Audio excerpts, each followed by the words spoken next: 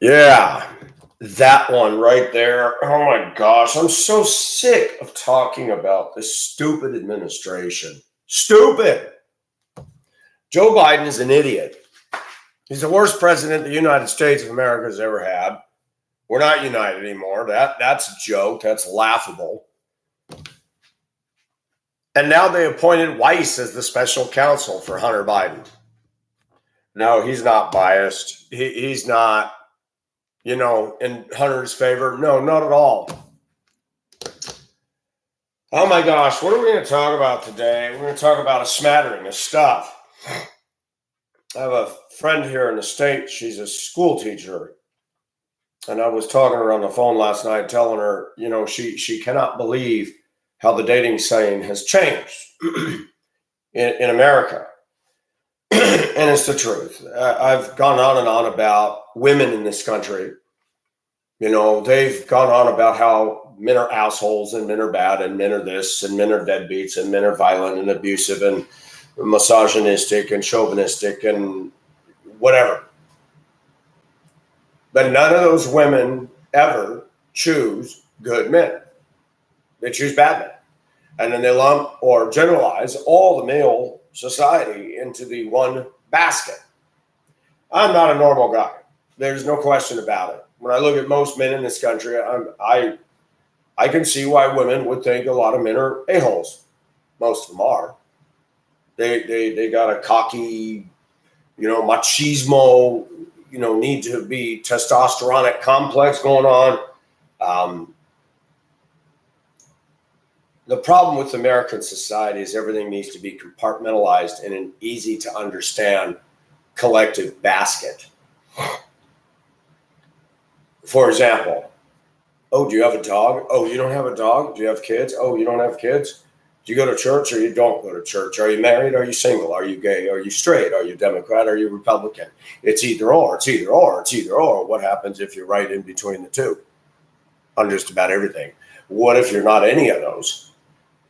When somebody doesn't fit into a nice, neat, little defined American box, that's when your life is going to be tough.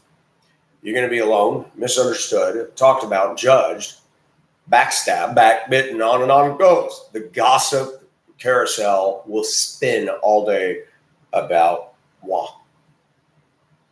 When you think outside the box, when you walk outside the box, when you do what I do and wear a 3-pound chain around your neck, or you do stuff like this,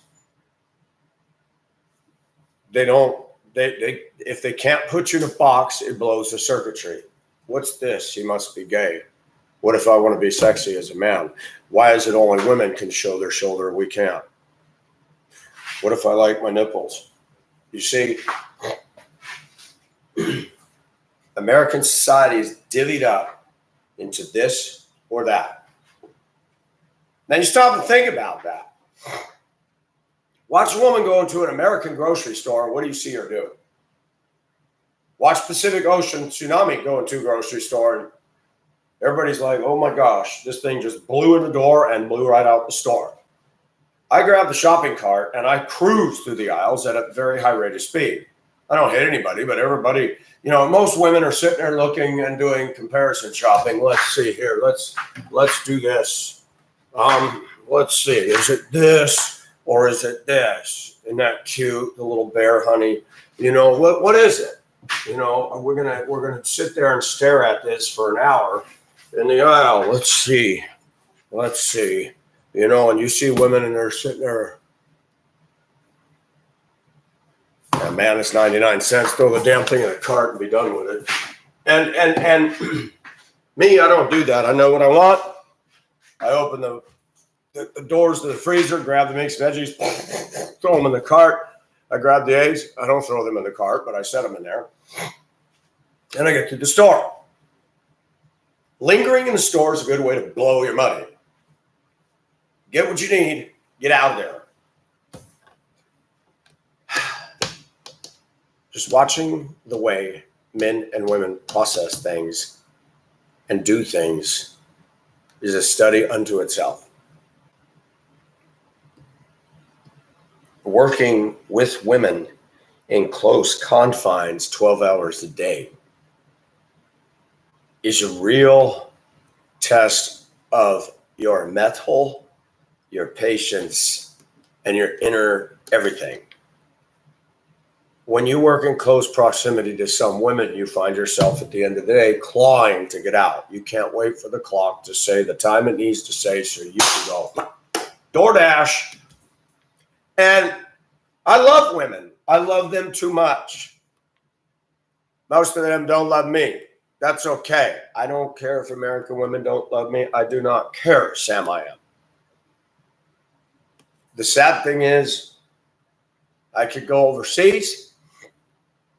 I've often wondered about Poland or the Baltic countries. How long it would take for me to get a girlfriend if I lived and worked there. But America, oh no. You gotta, just to get a date for coffee, you have to fill out a resume, and you have to meet more requirements than entrance requirements to an Ivy League school, Princeton, Cambridge, Yale. And guys try to do that. They try to get the recipe for writing the right resume, wear the right clothes, have the right salary. And I think that men who sit there and do that are morons. They're weak. They're betas. Women like beta males. They don't like alpha males, except in the context of we have a growing number of rich Caucasian women that are falling in love with prisoners, the ones that murdered people and been in there for 25 years. Now, you figure that one out, and you'll have somewhat of the credentials needed to get a degree in psychology. It doesn't make any sense. They'll say all men are assholes, but they specifically go after the assholes. Look at in America how thug culture has just accelerated to new heights. LeBron James, I'm not a fan of him. I don't care that he can play basketball. Okay? I don't care. When sports and entertainment and Vanity Fair float takes over the Hollywood media, and people like me who work my butt off for a pittance, and we're ignored. The blue collar working class people in America, they're not the ones that shine in the media starlight. It's people who've never worked a damn hard day in their life. Oh, excuse me, Pacific, it's hard to play sports. I'm going to say it again. They haven't pushed a mower. They haven't framed a wall. They didn't do a wood ceiling. They didn't build that behind me. They don't do anything. And women fawn after the image of success. I'm eccentric. I seem to attract eccentric, and that's okay. Some eccentricities I don't accept. You want to grow hair under your armpits and smell like body odor all day as a woman, I'm not going to be hanging out. I'm not attracted to people that are in the box. And something else is happening to me too. So people that I know that are my friends through social media. I've never met them face to face, but I've known them enough years. And they got turned on to my previous Pacific Ocean Asia channel. And this channel is just a pittance of the former glory of that. But that's what happens when you have internet trolls and, they're not doing anything productive in internet land. They're just hounding and harassing. And I told one of my friends yesterday, you have to forgive me, I'm getting older. And my patience isn't what it used to be. And of course, my patience has never been the highest. I'm not the most patient man. I'm Irish. When I see a problem, I believe in problem solving. I'm not into task force and studies and like, we got a leaky roof. Do I need to get a committee of university students to determine if the roof leaks? That's what our society does. CU Boulder put together a task force to determine if drivers have gotten worse over the years. This was on the Colorado News, and I'm laughing. I'm like, so you got all these university students to do a study. Why don't you ask those of us that drive commercially? And we can authoritatively tell you. And if you ever notice, they don't choose the people that are down there on the streets that know more than the people pushing pencils and wearing Armani suits. Just saying. And when you are like myself, when you actually see with eyes that see, now my vision is bad, but my vision is 20/20. And you all know what I mean by that. I get it. I see what's going on all around me. And that is going to make you unpopular. It's going to make you uncool. Women don't want to date guys like this. But forget all that. Take Pacific out of the picture. Let's talk about men that are not like me. They're not getting dates. American women are so in love with themselves, they don't need a man. American women have shifted on a San Andreas level. And we can talk about that issue till the cows come home, but it isn't going to solve the problem.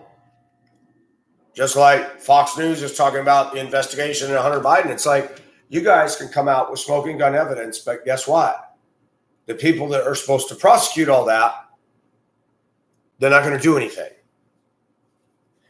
I'm not saying the investigation shouldn't continue, but we're living in a country that's been hijacked. We're living in a country where they do not like people like me or you having independent thought. Look at corporate America. And I've said this a million times. Watch average television any time of day in America, American TV. They're pushing Starbucks. They're pushing SUVs. They're pushing the need for you to get in debt. They're not pushing for you to save. They're not pushing for you to be resourceful and creative. I said last week that they play toddler music in adult Target commercials, grocery stores and this and that. Gling, gling, gling, gling, gling, gling, gay baby music that, man, I'm a grown man. Why are you playing that kind of a music? Because white women like flaky stuff. And this is just something I've seen. And it bothers me. I get up every day in this world, there's a certain element of a dark cloud funk. When I'm home in my house and I'm here on the internet and I'm doing stuff, that's my salvation. The minute I go out there in society, I just face plant, face palm. You cannot change people easily. I can't change people. I have a hard enough time changing myself. Excuse me. Oh. I didn't go to church today. I went last week and I'm glad I did. But there are times, and it didn't used to be this way. I ask myself, why do I go in there? I can be doing a project in here and listen to a good message on here and get something out of it. I can go to church and listen to a good message and get something out of it. But when you think of church, when you think of our society, especially American society, we've gotten so depersonalized.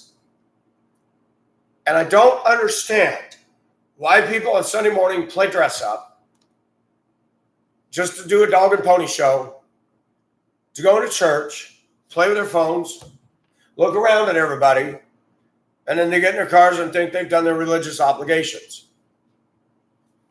They're never going to say hi to me. They're never going to reach out to me. I don't expect them to. But the church is supposed to be a place that's not organization, but an organism. In other words, what I'm saying is the American church has become lifeless. It's become perfunctory and rote. People do it because it's what you do. Just like going to work. Oh gosh, gotta go to work.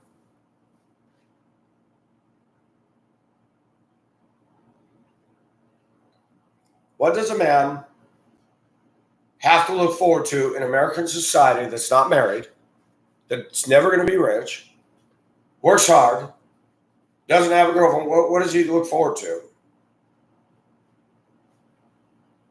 If you ask Christians, They like to tell you, well, you need to, Christ is everything. Christ is everything. I know Christ is everything, but that still doesn't solve the problem. What? You're a Christian. You just said it. What, you think God comes up and gives me a hug? It'll be okay, Michael.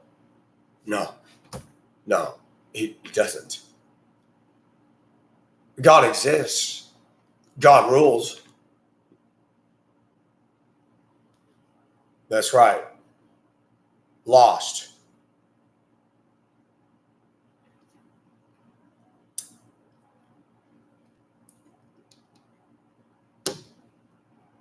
When you see what we see, and you're living in a world and a culture like this, don't expect people to listen to what I'm saying or what you believe and say, oh yeah, this is right on. The fact that I bring up these things proves we've got a culture walking contrary to truth. And as a result, that's going to alienate you even further from large swaths, groups of people. That's okay. You really want to be with them? You want them in your house? You want somebody parking in your house watching CNN all day, yelling at the TV at what you believe? You want somebody moving in your house that's an atheist and laughs at the Bible, laughs at God? You want that? You want a feminist living in your house that she's going to rule over you and boss you around and it's like marriage no longer, whether it's in the church or the world around us, marriage is not a viable, healthy alternative anymore. It's dangerous. Me, I'm almost 60. I've worked hard on this damn house and I'm still not done. You think I want to bring some woman in here and she automatically gets half? No. I don't have to worry about bringing somebody in here. There's nobody I want to bring in here. Last time I dated was a black woman in 2018. The dating scene is evaporating. Now it's two women getting together and two dudes getting together. That's it. And as I've said before, the only kind of women that are interested in me right now, in real time, they're 300 pounds, don't shave under here, got some awful smells, out of control kids, dogs, debt, credit issues. Their house was like this one before I started remodeling, just gross. And you don't get anything but a headache and a bill with a relationship today. And I go back to the Bible where it says, I will make a helper suitable for him in Genesis. Seriously. Is that really in the forefront of an American woman's mind when it comes to a mate and marriage? No, not at all. They're not thinking about how they can please their man. That's history. That's dinosauric, Jurassic, whatever you want to call it.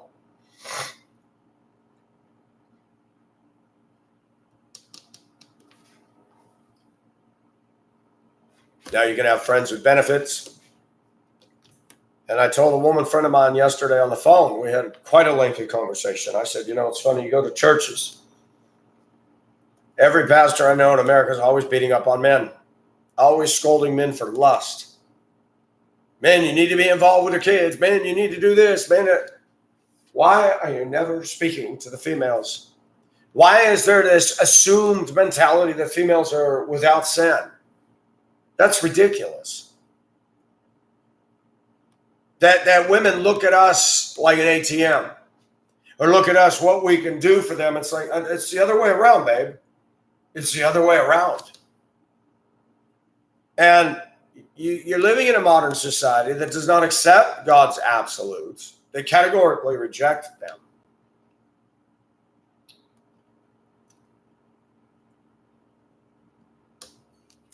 And I find myself,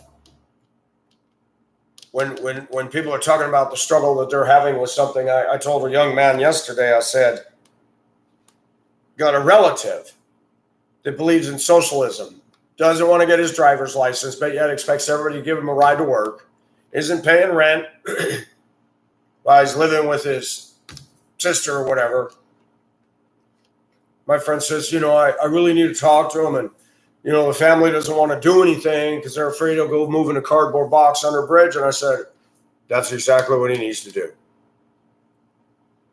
And this is the problem in our society. We all know there's a problem. But women have been doing it for so long, and now men are doing it. You got a problem child in the house. Problem child's an adult, doesn't want to do anything, and these weeping, bleeding heart women, oh, but that's my son. Good. Push him out the door. Let him face some wolves. Let him fall flat on his ass. It's the only way he's going to become a man and learn. But our society no longer interested in producing males. Now they're talking constantly about toxic masculinity. Really? Yeah, we got some of that. There's no doubt about it. And I don't agree with toxic masculinity. But I don't agree with the beta males. There's just shiploads of them. The guy's talking in his geeky voice, pushing Mini Coopers and donuts. Really? It's like, where's the balance? And I don't care if every woman in this country hates me. I don't give a shit. Because I've tasted steak. Okay? And when you go to other countries and you realize there's damn good women that still have some scruples and aren't angry bitches yelling and screaming and wanting to fight and compete against you, wow. All your defenses drop. You start to be able to feel like you can live a whole life. America, we're walking defensive. Go get in your car and drive across town right now, anywhere in America. Follow the speed limit, use your turn signals, use following distance, and look in your mirror and watch what goes on around you. Americans will not do what's right out there. That right there, what I just talked to you about. You want a barometer for how our nation's doing, just watch what people do in their cars. They're idiots. They get angry at me being in the right lane going the speed limit. That is a person with psychological issues. Just because you want to speed doesn't mean I'm going to speed. That's bull. And our country and our culture pushes everybody to conform to this crap over here.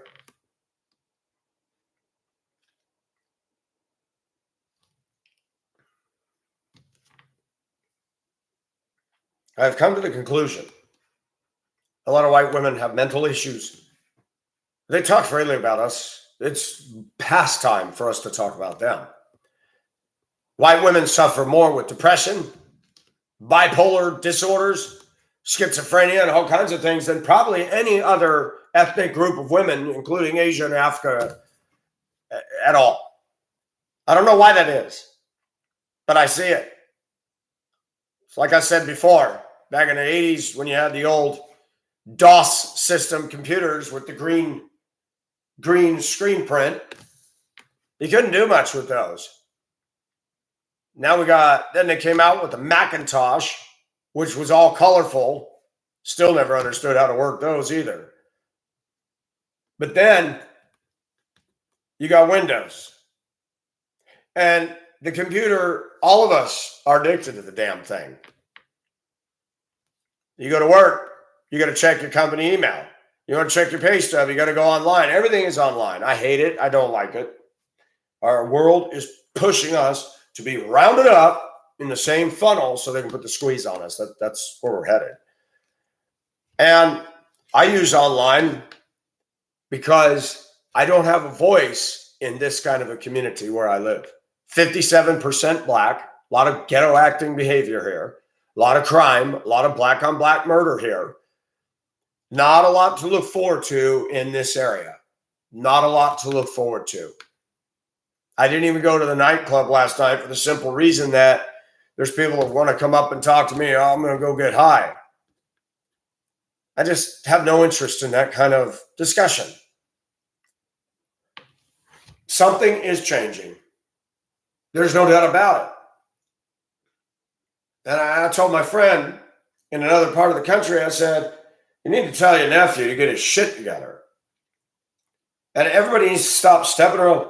Well, it's really frustrating. I said, but the frustration goes away if you all put your foot down. And this is what we do in this country. We talk about it, talk about it, talk about it, talk. Do something. Young man, starting today, at the end of the month, you're going to pay $300 to live here. Young man, I'm not giving you no more rights. You're an adult. You believe in socialism, you carry your own weight, just like I got to. And here's the problem with socialism. You want to be lazy and make us take up the slack. That's not socialism. The true definition of socialism that I have understood in my mind is that we're all common. But you get despots and wicked, control-hungry freaks like we do in the Biden White House and the Democratic Party and all these other clowns in the world. Socialism that they push on you, the people, is not the same for them. They're living as capitalist pigs. They can spend as much as they want, earn all the money they want, and they got all these choices. Socialism is the kingpins at the top controlling all the peasants and say, nope, you can't have this. We'll decide what's good for you. That's not socialism. That's a dictatorship. That is a tyrannical form of leadership. And that's what we're seeing. So a black guy at work who openly supports Biden, believes that Republicans are blah, blah, blah, blah, blah, tried to start a verbal altercation with me while we were at work. And I've retooled myself. The next time somebody does that, I'm say, you know what, you're going to stop right now. I'm not going to listen to your bullshit. We're at work. Because what you believe is bullshit, I don't have to respect that. I've tried to be nice, and that doesn't work with people like you. You take your views, and I don't want to hear it. And I was commenting today where in 2020, when blacks and people took the streets protesting Officer Chauvin's actions against George Floyd being a criminal and a thug, and they tore up America. And ever since then, you notice the cops are just not going after the blacks anymore. They're largely ignoring it. I see it here where I live. Code violations, blight. They're not coming in and saying, you got 30 days to clean this up.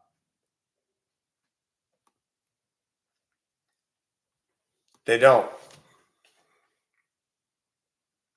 And I've talked about women. I know a woman right in my neighborhood. Didn't have insurance on her home. Daughter set some on the stove and went back to sleep. Burned the inside of the house up. 4 years later, that woman's living in a moldy travel trailer in the front yard of this blighted property. Has done nothing to improve it. Done nothing to make it inhabitable. And the city allows that? That wouldn't be allowed in other Western cities in which I live. It's crazy. It's crazy. And we're living in a tidal shift. The left is bragging in so many years, Caucasian people will no longer be the majority. But you know what's ironic about that? The people that are saying that and smiling about it are these white Democrats that are living in the Hamptons and Martha's Vineyard. And it's like, okay, well, so you think when things get real bad in this country, they're going to leave you alone and you're going to get immunity? How's that going to work? Because when people are starving and the masses are starving, they're going to come up to your mansions in your neighborhood and you're going to have a war on your hands. But what I'm really shocked at what's going on in the U.S. right now is the stupefaction of people, the dumbness. That the more people I talk to down here, they don't get it. They don't get it. That we are seeing the dumbing down of people in American culture. We have for some time. And we should have known this was coming. America got, like a binky to a baby's mouth. They were in the pacifier of Hollywood, pacifier of entertainment, pacifier of sports. That meant if you don't watch baseball, football, basketball, there's something wrong with you. I grew up with that. I had no interest in sports. So my dad, in so many words, showed a complete disinterest in me. We had a whole generation of the World War II generation, the baby boomers, especially the baby boomers. They, if you're not into what they're into, there's something wrong with you. Why is America either this or that? And I've been man enough to admit my own struggles. They're very real. I have a darkness within me just like anybody else. I'm fascinated by watching two women make love with each other. No, I haven't seen it in the real, just videos. And you can tell the fake acted stuff. I'm not into that, but the stuff that's real, it's beautiful. It's wrong in God's eyes, but it's beautiful. Women don't make love to us the way they do with another woman. That's just a bona fide fact. In America, most people have sex. They don't make love. But you put two women together and it's amazing. And what is sad, there's no good choices for us men. What is there to look forward to in America other than looking at porn and whacking oneself off for an orgasm? What is there?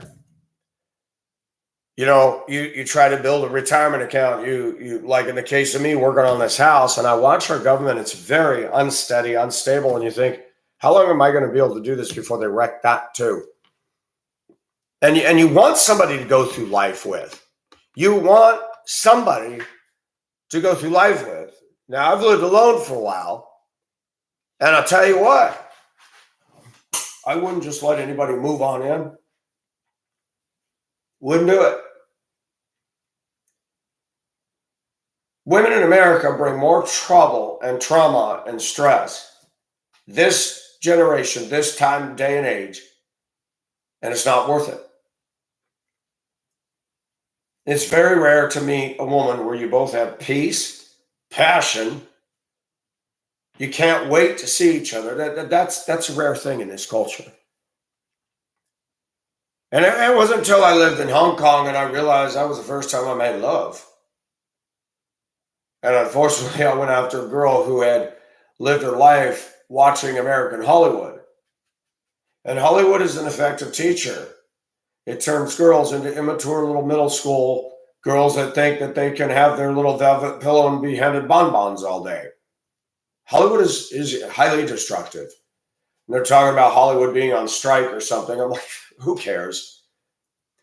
If Hollywood and professional sports went away right now, that would have no bearing on Pacific at all. But we have a government, a president, who single-handedly has fucked with gas. It's going up. It's going up constantly down here. And there's always one excuse after another. But when Biden refused to allow the Keystone Pipeline to go through and refused to allow any more drilling, why would you take the resource that we have that works and shut it off? And you look at lithium and how it's mined by African children in Africa. That is inexcusable. That is violates labor laws in the United States, and it is abusive to children. And what do you do with these damn batteries when you're done with the car? Nobody will take them. Nobody.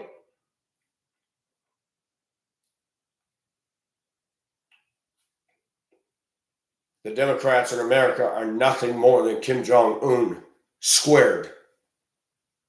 That's it. They talk about Putin. They talk about Russia. They're doing exactly what Cold War Russia was doing. Controlling what you heard on the media. You say anything that disagrees with the holy see of the left, you're censored on Facebook. I posted a picture of myself in my Facebook. It's my own personal expression, and my shirt down where my nipple was showing, and right away I got a warning from Facebook. You've posted sexually suggested stuff in the past. This could be banned. Do you want to take it down or ignore? I put ignore. What, now you're going to censor me showing my chest? I've always done that. It's really funny. The inconsistent, unfair. You can post, if you're a lesbian, you can post a picture of two topless women where you see the nipples, the areola is making contact with the other woman's breast. And if you write and complain about that, they'll send you notice saying, we reviewed your complaint and it was not a violation of our community standards. But if I post a picture of a woman in a kind of a sheer top where it's covering her, but the nipple pokes through, this is a violation of our community standards. And I finally got it. They don't want us men interested in women. Look at the way women are behaving today. When you look at or notice a woman, they react negatively. You see, what they're doing now is they're dressing up for other women, or they're dressing up for the loser men that they're trying to get. But if any other just average guy thinks that they're pretty in looks, we're dubbed a pervert, a stalker. Do you see the sleight of hand? Do you see what's happened? They'd rather have you go after men. They'd rather have you go and be trans. They can accept that. But for you to be a red-blooded male and think women are attractive and just acting on your biology, acting, I don't mean raping, I don't mean touching, groping, or being rude to women, but just simply not staring, but they walk by and you glance and you're like, whoa. I never thought we'd see that day in this country. Never thought for a moment I would see that day. Gone to the 70s and 80s when I could look at a woman and go, wow, you look nice. And they responded with warmth and said, really? Thank you. Not today. We got TikTok queens, Instagram queens. I mean, it is a teenager's Disneyland with social media. You can do no bra challenge and you can have a shirt riding all the way up to here and jiggle your stuff like Jello and it's bouncing all around and get tons of views. And these teenagers think, oh, I have a following. And they could be 60, 70-year-old men that are fapping themselves to death at the fact that you, an underage girl, are showing stuff. And does YouTube ban it? Facebook? But let me post a picture of a grown woman with a skimpy shirt on. Facebook jail, 30 days. The point is, you as a man are not allowed to be attracted to women. That's what's being sent by the big people on high. They're re-engineering things. They have no problem if you want to suck a guy's cock all day long or butt fuck another guy. They think that's awesome. They don't want you interested in women. The next thing that they're trying to take our hands off is our right to defend ourselves. California passing laws, no joke. This is just right now. Trying to pass laws, making it a crime for store employees trying to stop a robbery. And it's under the guise that, well, we're trying to protect the store. No, you're not. You want the blacks to just come in and help themselves, take shit. Okay. Then no reparations, people. They've stolen and damaged enough stuff. It far exceeds monetarily any of the damages or abuses done to slaves over 100 years ago. We have stupid leadership, AOC, big tits, no brains. Ilhan Omar, a terrorist from Syria, supports Muslim terrorism against Israel, goes on the House floor saying anti-Semitic and hateful things, and not one fucking Democrat shut her down. But let a white guy stand up and say the truth about what blacks are doing in this culture. Racist, you're branded, tarred and feathered. I'm a racist for stating the facts. That's an interesting sleight of hand, is it not? It's crazy.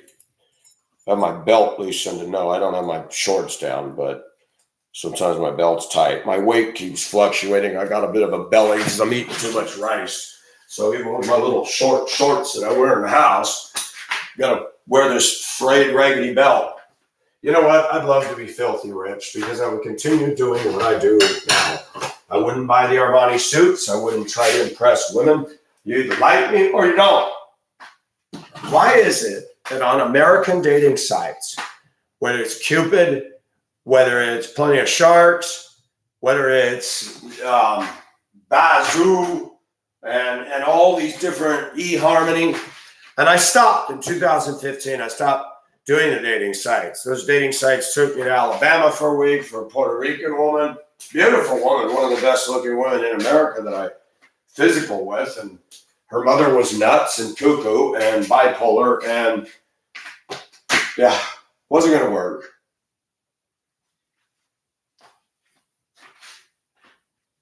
And before you think that I rejected her, I did not. She did things I didn't agree with. She smoked pot. And I said, really? I didn't like that. A woman at work a week ago, black woman, I'm leaving. It's clock out time. And she says, I need a ride. Not, hey, would you be able to give me a ride? I looked at her, I said, all right, let me go clean out my passenger side of my truck. As I'm moving stuff around, she goes, do you allow smoking in your truck? Why would you even ask me that? Why do you got to bring your fucking filthy ass habit into every arena of life? And I said, no, I don't. Women, they don't bring anything good to the table in this country. I don't give a shit about what the rabid, hating feminists say. I don't care. All you women out there, whatever the hell you've been through, don't put me in that shithole. That's your past, your problem, and the lousy people you chose. I can't even give a woman a ride. She demands it. Doesn't offer any money for gas when it's going up.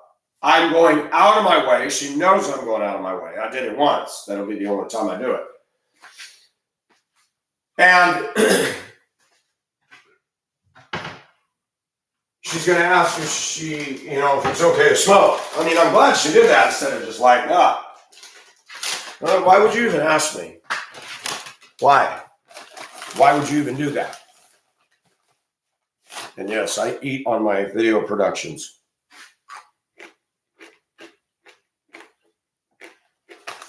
This stuff is good shit. It's got little chocolate bits in it, cashews. It's got all these little pepita seeds. Unfortunately, once you get all the chunky stuff, you got a bottom full of that crumbly stuff. But it's good.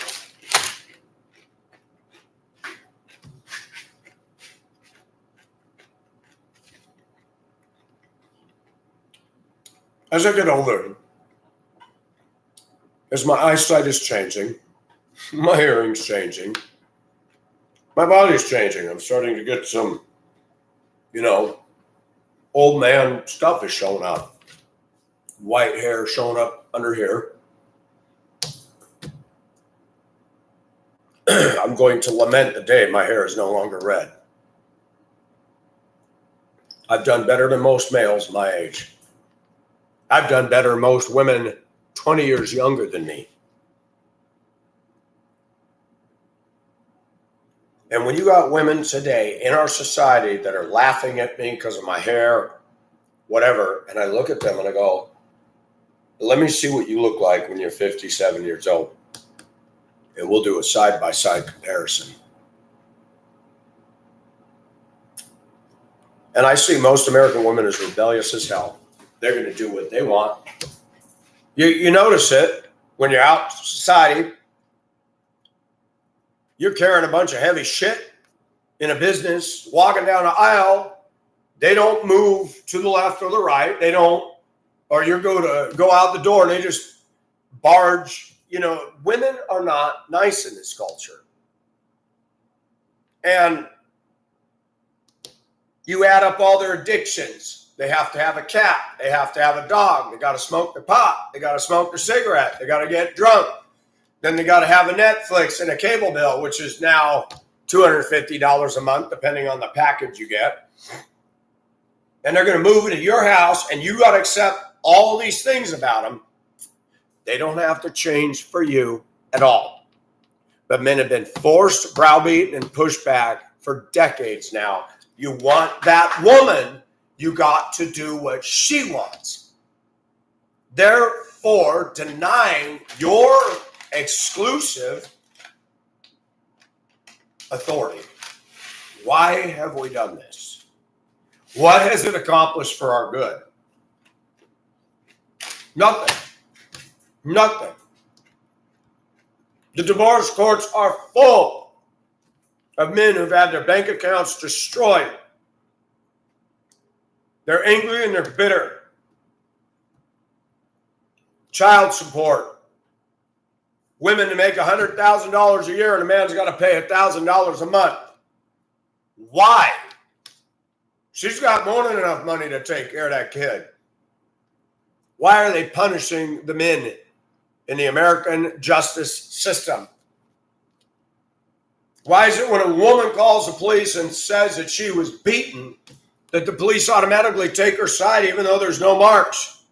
And you got women that will go and scratch themselves. Look what he did to me, and the cops will come and arrest him.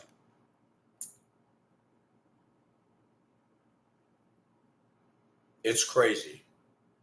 I was married for 14 years to a white woman. She lied about everything. And she lied while we were married. I left her. And the only reason I stayed for 14 years is because of the insane, oppressive business of modern evangelicalism that screams and yells that divorce is just, God hates divorce. God hates divorce. Why did you leave the wife of your covenant? You can't break a covenant. I did and I will because I'm not God. And this is the problem of our society. You go to church, the religious do-gooders, even in Christendom, they're going to look down their nose because they don't have those issues. And one of the most fundamental things I learned as a Christian is churches harp on what they're not guilty of. Day after day after day. Preaching against abortion, preaching against homosexuality. Your whole congregation's in agreement with you. Can you preach on the shit that they are doing that is wrong? No, they won't. Preachers are not the authoritarians you would think that they are. They go to Bible college, they go to seminary, they get a Bible degree, but instead of standing up as a man of God who's been called by God according to them, they'll beat up the men, white knighting the women. Tell me how that's biblical. I don't care if it's David Jeremiah. I don't care if it's people I've respected. They'll never talk about the sins of females. So Americans are raised from birth on up that women are flawless and men are assholes. We die first, we work harder than they do, and we're shit on the most, and the women don't care. We got a whole fucking month in October dedicated to tit cancer. But these same women don't care about men. They don't care about our stresses. They don't care about our hurts. They have no compassion for us. They're bitches. They offer nothing. It's like if you were to have your leg cut open in a bad accident, they'll come by and dump rock salt in the wound. How did we get to a point in America where women are so selfish, so heartless, that they could kill their child in their womb and then justify it, rationalize it, and hate people like me? You have no right to tell me what to do with my body. Bitch, you have no right to tell that child in your womb what to do with theirs and snuff out their life. Shut the fuck up.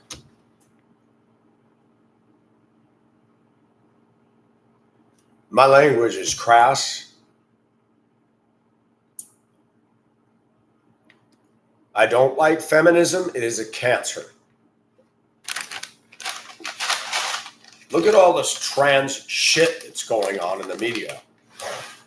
Look at Biden. We're talking a nearly 80-year-old man.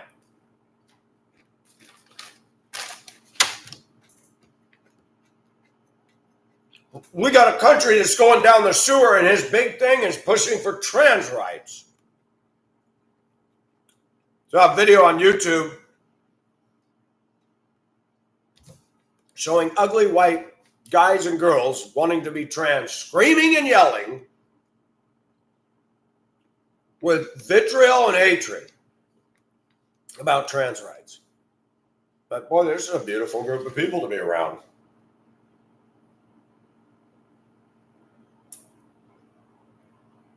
I live in a world where I have to be told to believe in science. And I do believe in science.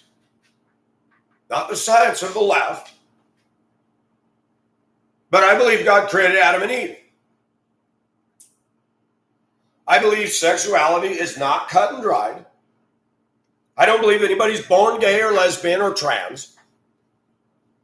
I believe there are environmental factors that play a major role. It's happening less and less now, but there was a time in my life, because I was raised by a domineering mother. I remember the neighbor come out in the yard, and he was muscular and had a big smooth chest. And I remember as a middle school kid feeling lust. I'm not gay. I'm into women.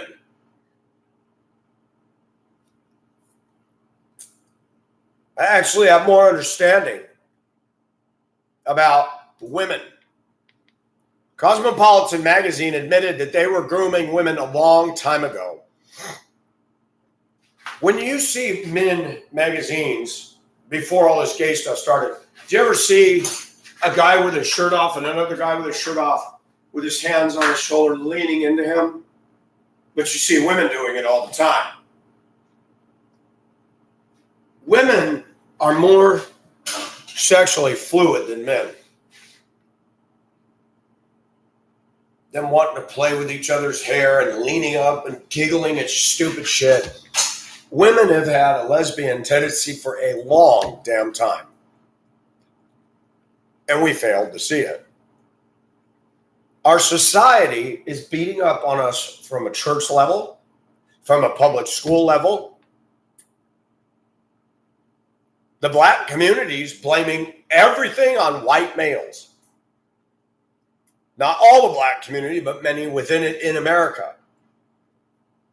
But look at what black men do to black women. They are the worst ethnic group of people as far as treatment of their women. They love them and leave them. There's no repercussions to them. They don't pay child support. They run off. They lose their license. They don't give a shit. They go into a life of drugs or crime or stealing, a lot of these guys.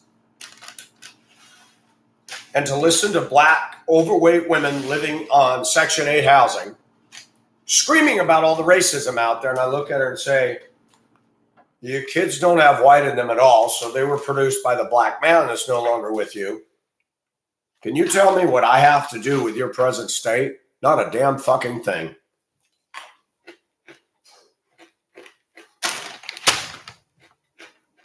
And ma'am, it was white Democrats who kept you in slavery. It was white Democrats who came up with all the housing and the food stamps. Okay? So, your current state had nothing to do with me. I never thought I'd see the time when we live in a country where you can't get people to see the truth. I've always tried to be a convincing person. We have 330 million Americans approximately. There's 100 million people in the Philippines almost. The Philippines is a third of the U.S. population. I mean, it just kind of makes you realize we're not as big as we think we are. China has 1 billion. India has 1 billion. I think Africa has 1 billion, the whole continent.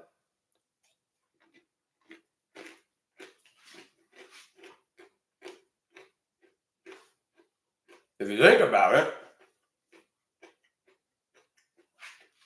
Caucasians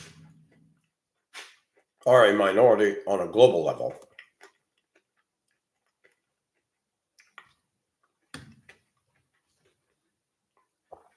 And when you have people in power that are Caucasian condemning our own race, but promoting socialism, while they're raking in huge profits for themselves, they're not helping with spherical heating. They've got mansions and limos and first-class flights. How come people don't see it? How come all their followers and blind sheeple don't see it?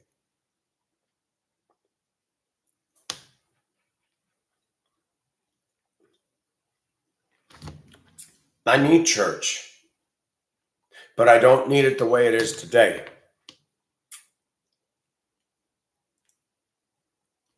People in America actually have been led to believe that we can go to the store, we can go to a job, I don't need anybody. Really? Somebody made this plastic bag.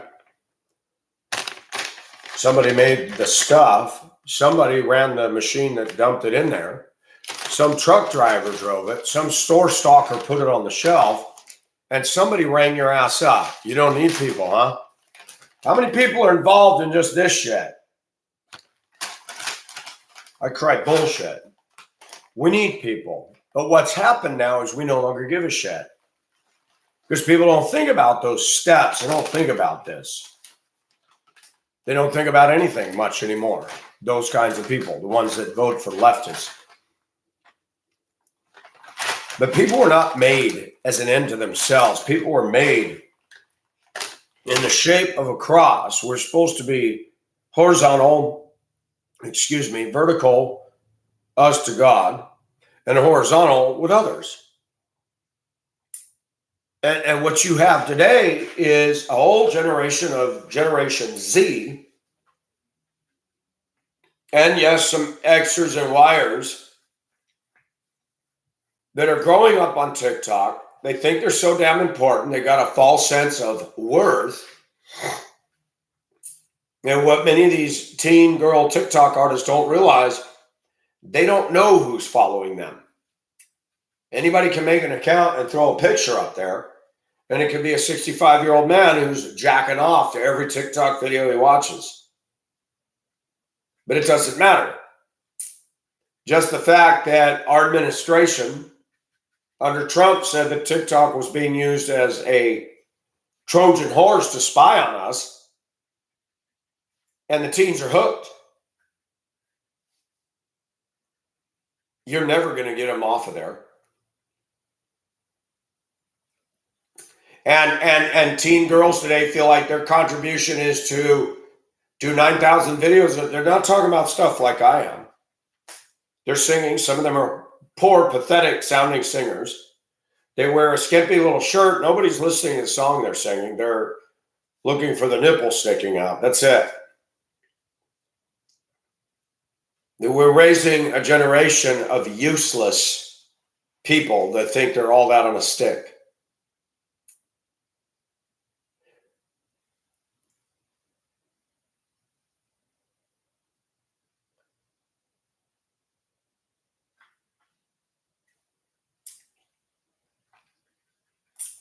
What disturbs me right now, I'm not a political analyst or political scientist,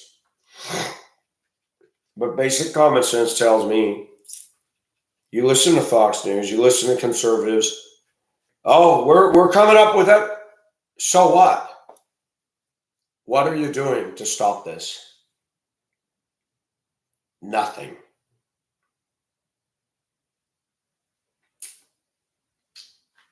When Weiss was appointed as special counsel for Hunter, who tried to make that sweetheart deal with the judge that was rejected, how did anybody think that this is objective? The Democrats are in cahoots with each other. It is a good old boys club. It is the mafia. It is the swamp that Trump talked about. But analysts are talking about Trump. He went off and cussed. He's very angry, and I don't blame him, but in the stupid world we live in, he's got to maintain decorum out there. No one wants to believe we're going to lose the farm, but I'm going to tell you, if we allow this administration to keep having sway, we're going to lose the farm. Everybody in the FBI needs to be shit-canned. The Department of Justice. The Democratic Party needs to be cleared out and banned from politics. These old Republicans that are lining their wallets and doing nothing need to be booted out on their ass. We don't do anything for our veterans. We're not solving the problem of homelessness in the U.S. And you go to places like Seattle, they give you needles in a tent so you can sit in your tent and shoot up all day. What municipal government would think that that's rational? We catch you shooting up, you're arrested. Take these fucking prisoners and jailbirds and put them on a damn work farm. Remember the WPA? Give them a shovel. Start fixing our roads, our natural national parks, trails. Make them work while they're in the system. Teach them the value of working. But we don't. We give them weight rooms and access to internet so that flaky white women can fall in love with convicts. I get tired of living in a government where the answer is obvious, but they'll do everything but that.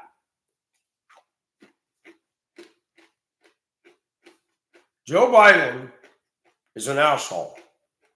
I will never apologize or retract that statement. He's a self-serving ass. His wife, Jill, is not a good woman. His son is a true definition of a loser. A drug addict who has more money than those of us that are down here working hard and don't do that stuff. We let this happen because of our lust of entertainment. And instead of condemning these pastors and saying, stop preaching about men and lust and porn, stop talking about it, and start talking about these attitudes and mentalities of women and their rebelliousness to our authority that God gave us as men. You're right. You're not going to get dates if you hold the stance I have. But so the fuck what? You always got masturbation. I don't care what any preacher says. He can't take that away from you. You know, sexual purity is a good thing. But this idea that we're supposed to wait on God for the right one, and years tick by and go by, that's bullshit. People treat God like a vending machine. They treat him like a genie in the bottle. They treat him like a Rubik's Cube. Well, Michael, if you pray and you confess this sin and you, let's turn it this way. Oh, no, that's not it. Is that the kind of a relationship that God wants us to have? God's up there going, nope, you got it wrong again. What is God? Who is he and what is he like?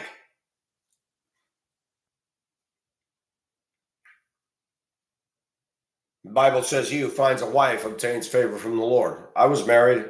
I saw favor. But that doesn't mean you just go out and grab somebody. Notice what Jesus said. What God has joined together, let not man separate. God? I've got a friend in Africa right now. I'm waiting for God to send me my husband.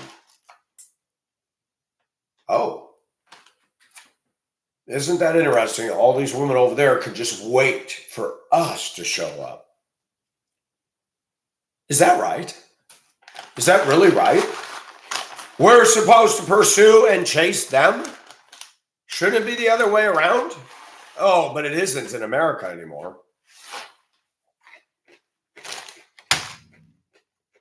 Women don't want equality. When's the last time a woman held the car door open for you? When's the last time they paid for the date? My point exactly.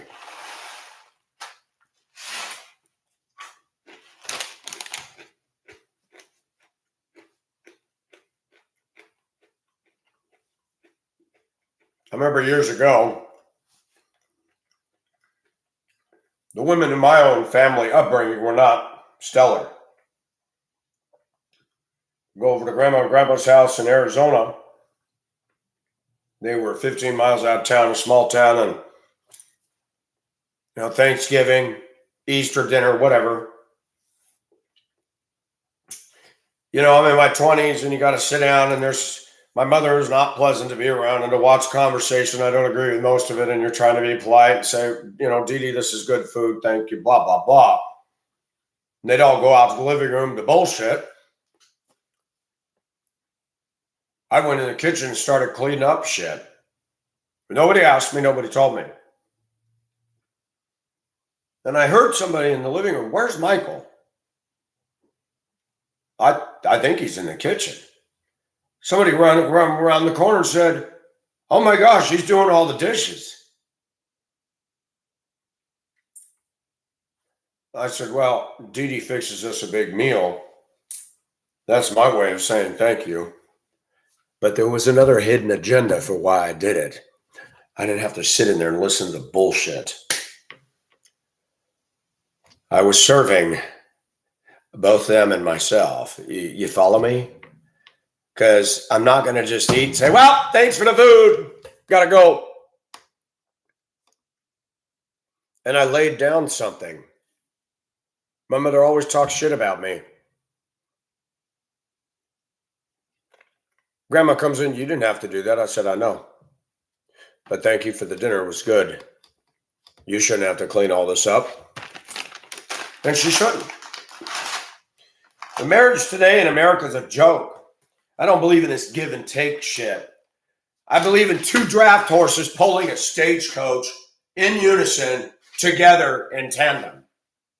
And until women in this culture stop standing on a cliff, watching this poor man struggle to pull this weighty carriage coach all by himself, get down there and hitch up with him and pull together. But they don't. You're supposed to race after them. You're supposed to open the door. You're supposed to pay for the day. And you better have a viable income and you better make this much and you better wear this. Fuck that. I'm going to be who I am. And if all the women in the world reject me, I don't care if every female in America stood up in unison against me. I will not change what I believe because the truth is stronger than 50 billion people that'll buy a lie.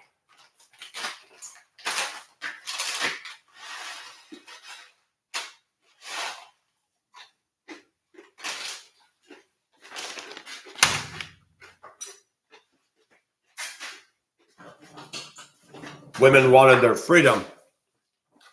They say they're enlightened. Are they? You really like being stuck in traffic and payments in your tin can lined with plastic? That's living the dream. I told my female friend yesterday, I said, when you look at Genesis, I wouldn't mind living in a garden being naked all day and just reach up and grab your food off the tree. And you got this beautiful Eve and you just look at her and go, baby, come on. And you look at this corporate world. I was telling this friend of mine what's happened in the last 4 years of me being here.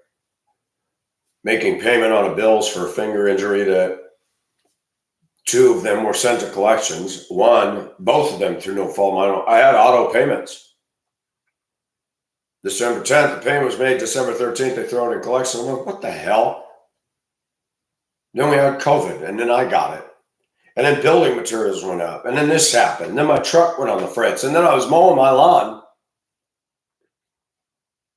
And as I'm pushing the mower, the top, where the spool is for the pull car, starts falling off and pieces start falling off. I'm like, what the hell?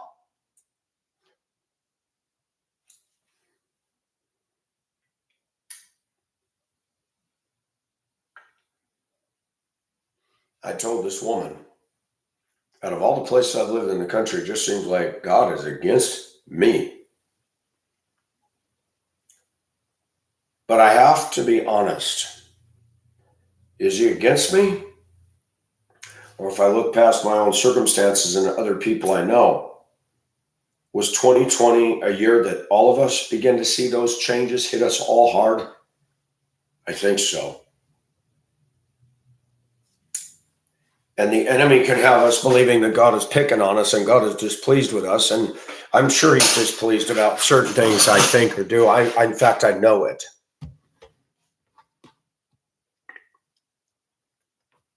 But a relationship is not about perfection and complete complicity. It's an involvement of the will. That there are times I get very angry at God, but I realize I need him just like I need the next breath. Am I as close to God as I could be? The older I get, I realize that my environmental factors, unfortunately, have a lot of bearing on me. I never got close to my mom and dad. I never had a true blue friend, male friend that I would die for. Stop and think about that, guys. I'm not talking about lovey-dovey feelings for a dude. That's not what I'm talking about. But do you have a man friend, you men, that you would give your life for if it came to it? And would they do the same for you? And you look at Jonathan and David in the Bible, people said they were homosexuals. No, they weren't. They were friends. Oh, well, they kissed each other and he loved it. Man, that doesn't connotate gay. And I've learned something over the years, and I've shifted in my position in a big way. Sometimes we value touch. We prefer it from women. And I would go to the steam bath in Colorado, and yes, other men like to touch me, and I let them. They wanted to massage me, and I let them. I needed it. Does that mean I was in love or lust with them? No. And people don't understand this. Something can feel good. It is not the recommended thing. But while churches are busy condemning men for their lust and their problems, they're not looking at the fact that women don't want us. And the sad thing is, I can go into a steam bath naked, and other men will tell me how beautiful I am and massage me, and it feels good. And, oh, you're a fag. No, I'm not a fag. I don't want to suck somebody's dick. I don't want somebody's dick up my butthole. And I don't want my dick up their butthole. We can be stimulated. It can still cause arousal. It doesn't mean you're gay. And the same with women. They can think each other's pretty, but feeling their breast against theirs can be erotic. And this is the problem of our society. You're either A or B. No, I'm neither. I'm human. I've said it before. If I had a woman that was passionately in love with me and she had a girlfriend that she felt feelings, I would let her sleep with her as long as she didn't leave me for her. Sexuality, and I know what the Bible says. The Bible says sexual immorality, I don't dig it. But I allow a human factor too. I tried to live the evangelical Christian life. Dot your I's, cross your T's. And I was married for 1.5 years to a marriage that was coerced by the father of the woman I married. And I don't hate that woman. I actually have compassion on her because her dad did her wrong. Her dad wanted a son and always made her aware of that. You don't do that to your child.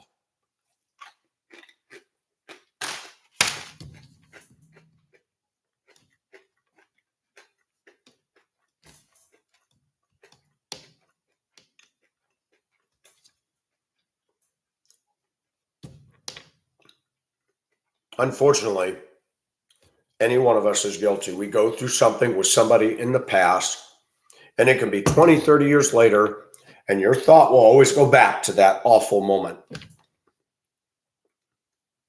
And the sad thing is no one's ever able to live out of the shadow of their past, even though you've changed, been half a world away, been here, there, everywhere. That person will always think of way back there. Aren't you glad God doesn't do that with us? I'm guilty of the same. I remember the bad stuff my mother did. I remember the good stuff she did, but I remember mostly the bad because there was a lot of it. The difference between me and my mother is my mother were to become a Christian and my mother were to actually come and apologize to me. I would totally forgive her. My problem comes in is she doesn't believe she's done anything wrong. My mother's a baby boomer. Well, I got to think that. Yeah, she'd be the baby boomer because she was, World War II era, close to that birth line. And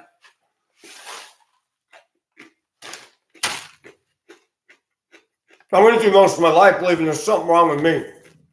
Go to school, these are called Coke bottles. Kids made fun of me. They made fun of my red hair.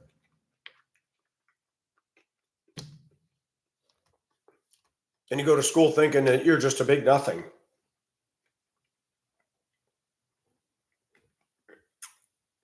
And I'll never forget this.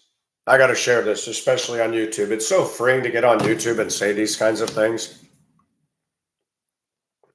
When I was in 5th grade, I used to climb the poles on the playground. They had 2 poles side by side.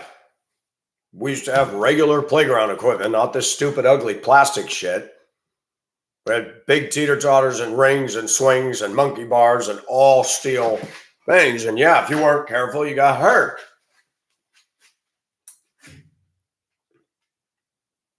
Now, remember, I'm climbing the poles and I'm pulling my hands up and my legs. I'm in 6th grade and I raced somebody up the poles. And as I was going up, I felt something. I'm like, whoa, what was that? And I moved my legs up again and I felt it again. Pacific's body was changing and I was hitting puberty, and the motion of me climbing up the pole was giving me a orgasm. Nobody ever talked to me about the birds and the bees. Nobody.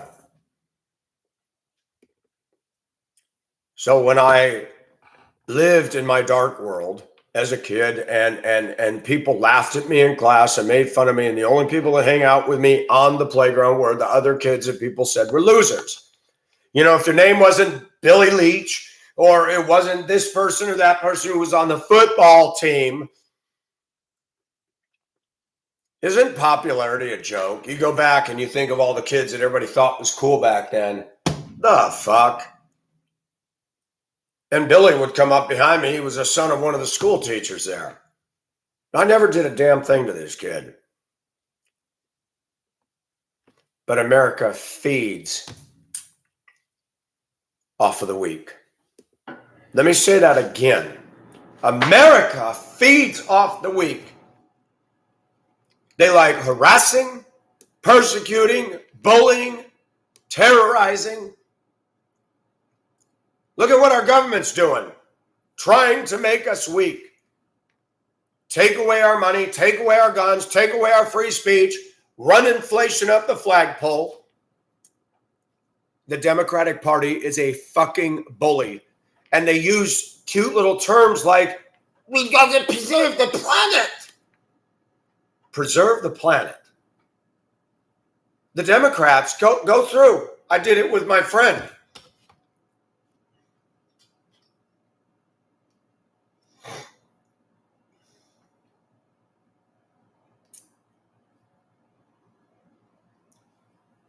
How much is Bezos worth? How much is Zuckerberg worth? How much is Gates worth? How much are all these clowns? You want to see something sickening?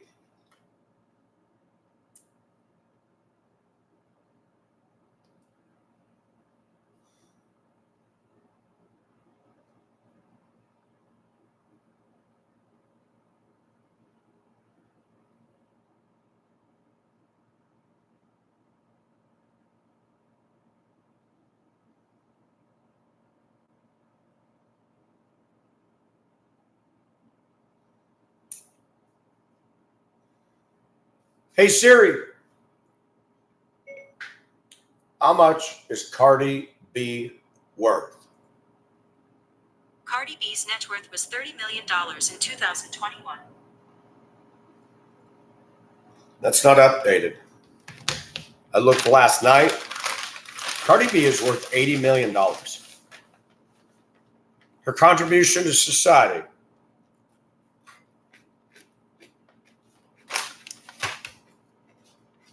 Taking all the abused black kids and helping them get better, right? Cancer research, right? No.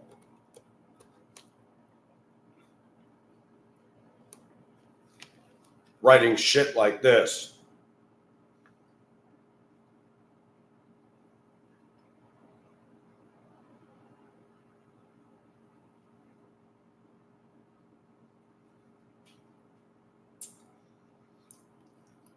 Whores in this house. There's some whores in this house. There's some whores in this house. There's some whores in this house.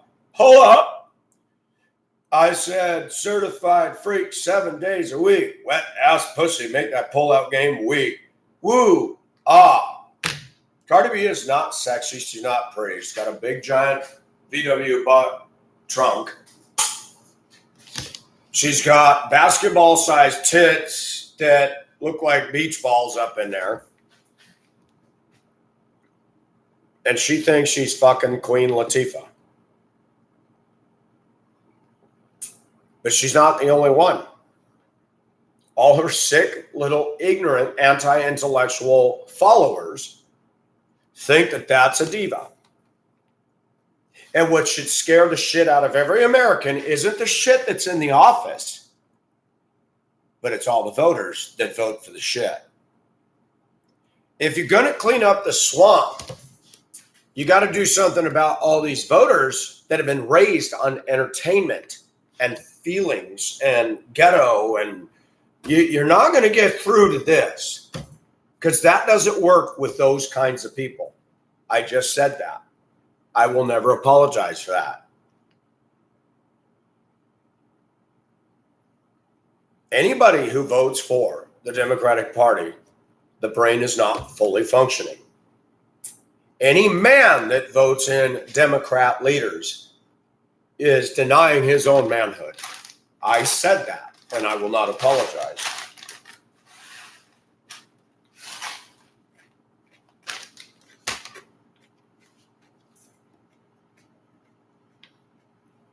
Everybody has seen this for decades.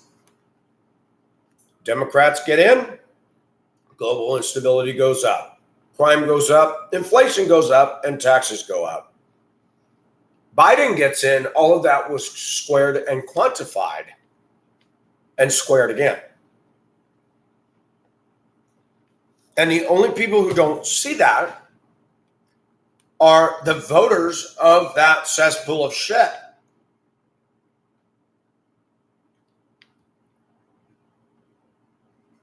So what are we to do? Nothing. There's not a damn thing we can do. The only way we could stop it is if I had supernatural power of God and I could walk up on Capitol Hill and I could walk into the House of Representatives and point to each one and a stranglehold hits their neck and they breathe their last. Or a meteorite hits the House and the Senate when they're all in session, just in like my fictional story that I'm writing. Wouldn't that be awesome? You know, all these politicians in the same place and a meteorite just goes boom. Then it no longer matters about votes, does it? Who's in charge? The commander-in-chief, the vice president, all the clowns are taken out at the same time. That would be awesome. The only thing that's going to change this now, because the people aren't, is God's direct intervention. And it doesn't look like he's intervening, does it? So for all those people in the Christian setting that said, just wait on the Lord and he'll give you the desires of your heart. Oh, really? Is that true? What kind of desires? Are they the ones that I really have in my heart? I don't think so.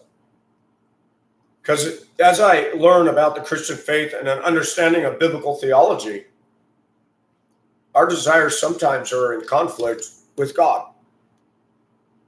You think he's going to give me my desires when they're in complete juxtaposition to him? I don't think so. I'm not the toddler that God has to negotiate with. I'm the toddler that God is trying to teach me no, yes, no. And just because we become an adult in a physical body doesn't mean that we're still not acting like a toddler with God. Look at American women. they've gotten away with shit. It breeds a false sense of false confidence. It also breeds arrogance. They know nobody's going to do anything to them. And if one guy stands up and decries them, there will be 10 other men who say, you better shut the fuck up. Oh, because they all want to eat dinner at the Y, so now they're going to make an example of me, and all the women go, oh, thank you for sticking up for me. It's sick. It's sick. I dated a Korean woman in Denver. That was a mess. I liked her, but there was all kinds of shitty shit. 2 teenage kids. One was fat and overweight and not nice. I don't know any teenage girls that are really nice. Very, very few. Most teenage girls in the U.S. are such damn narcissists, so removed from reality. And our sick society and these families, you got a dad and a mother that, oh, our daughter gets perfect grades. Who fucking cares? Does she care about the guys at school that nobody likes? They're not a danger to anybody. Does American society reflect on the fact that you are raising killers by your ignoring and shunning and belittling and bullying people? Does anybody pay attention to the lesson learned from Columbine? Not a damn fucking thing. You think bullying stopped just because the school says it has an anti-bullying policy? No. It goes on when you become an adult. Mike, we need to talk to you. You look gay. You look gay. You look gay. You look gay. Why are you doing that? You need to dress like a man. Really? Did that work for me then in getting a girlfriend? I've actually had more women come up and start dancing with me and being sexy in front of me. And a black woman who's beautiful has told me, you are sexy. I never thought you were gay. I like the fact that you're like the 70s. Does anybody remember the shirts guys wore? Now I've got a little gut, excuse me. Guys were walking around in half shirts. Isn't that funny? Do that today, they call you a faggot.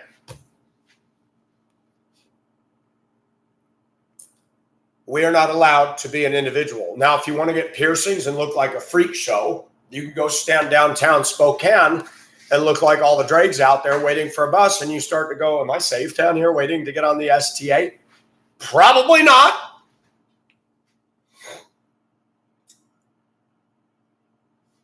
But they'll judge me, who's no harm to anybody. Americans won't let you be who you are.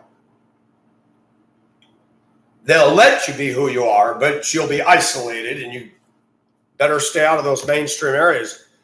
Be careful about going into some small towns in the South or the North and being like this. Because some of the local yokos go, the fuck is that? I don't know, Bob. He might not be from around here. Whoa! Pull up your pants. Your butt crack's showing, dude. I'm not showing my butt crack. And I sure as hell don't want to see yours. Do I need to put some plumber putty in there? I love this country, but I don't love this country. Do you get what I'm saying? I don't like what it's become.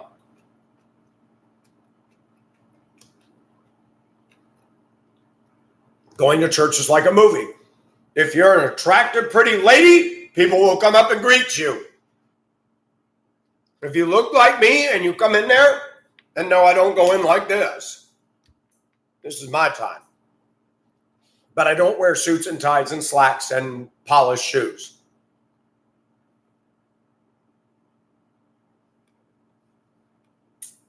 There was a guy at Denver schools. He was a black guy who was a bus monitor. Older black gentleman. He had the funniest things and stories to tell me. He was telling me years ago in Denver, they come out with the color TV. He said he had 3 sons and a daughter. He bought the color TV and said, now you can watch TV when I'm at work. He got a call to the office at his workplace. Boss said, your children, something's going on. The boys got on the phone and said, Dad, the TV don't work. He goes, what do you mean it doesn't work? The boys were watching a show and his sister didn't want to watch it, wanted to watch something else. And they said, no, we're not done watching it yet. She pushed the TV over and it broke. I looked at my black friend. I said, "What did you do when you got home?" And he calmly said, "I kicked her in the ass so hard she could smell the shoe polish."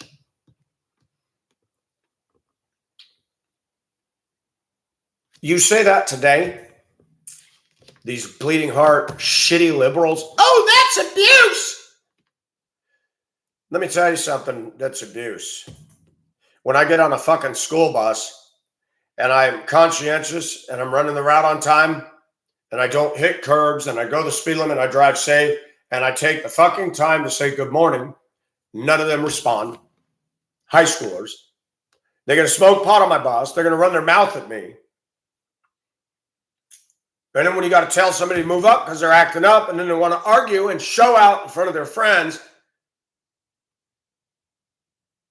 I've been accused of being a racist because I told a Mexican kid to sit down on a bus. There were 2 black kids and a Mexican. I was asked to cover a midday route that somebody blew. 2 black kids sat in the back, boy and a girl. He kept getting up. I stopped. I said, "I need you to take your seat, please." That was one. Second time he did it again. I said, "I need you to take your seat, please, and not get up when the bus is moving." Third time he did it and he wouldn't sit down. I stopped right lane on a 4-lane road. I pulled the brake. I got up and the Mexican kid says, "Hey, what are you doing? You can't stop in the middle of the street." I said, "Want to bet?" "I just did. I got my hazard lights on. I need you to move up front." "You can't stop in the traffic lane." "Yes, I can. I just did. I need you to move up front. You're not following directives." And as a school bus driver at that time, I have the right to stop this vehicle if there's unsafe things going on in here. There's 4 lanes. So there's another lane that can go right around me. I'm not a danger. Wanted to argue with me that I can't do that. You don't even drive a bus. You've never driven. You can't behave on a bus and you're going to tell me about traffic rules? That's rich. This is the kind of world we live in today. And it's not just the kids that are doing it. It's these assholes in the government telling you that the planet's going to burn up. Yeah, it's been a hot summer. And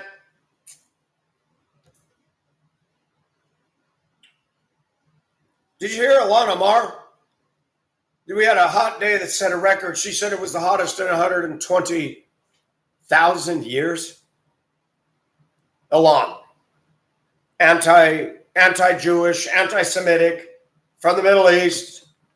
There's questions about her being married to her brother and her father and who knows what. I'm being facetious, but there's some problems there. She's an angry Muslim from Minnesota. And how is it that she got elected into politics? She wasn't born here. I think anybody that gets into political office should be a native of this country, number one. And we should not be allowing a Muslim terrorist nation to have a stake in our government.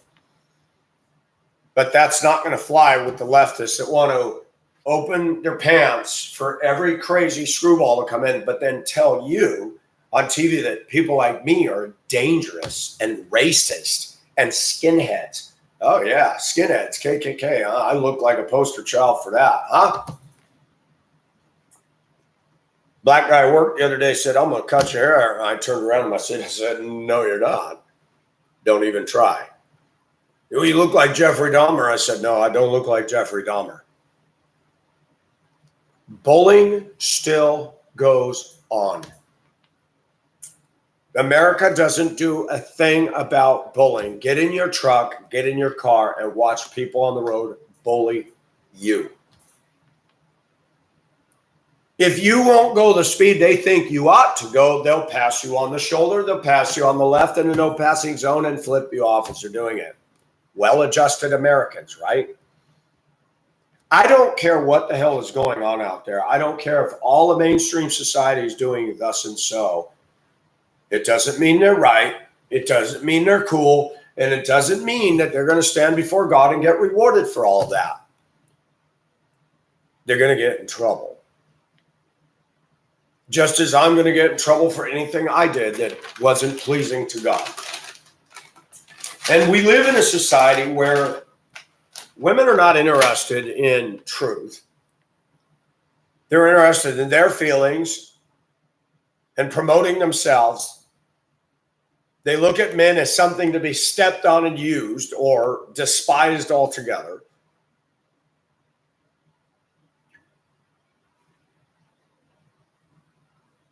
Yeah, that one right there.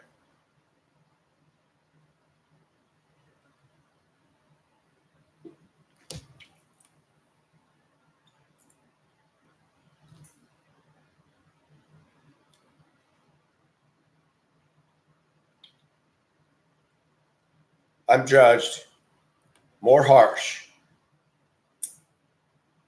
by people in this society than Cardi B is. Let that sink in. I'm not writing trashy sexual lyrics that our black communities allow their little 3-year-old daughters to twerk to. Those kids are growing up with that as background. Then they get on the school bus and go to school. And they think they're the definition of sexy, and they're focused on a sexual world. They could care less about their studies. They could care less about authority. We're not teaching these kids right from wrong. And Cardi B's a trash dumpster. She's a dumpster.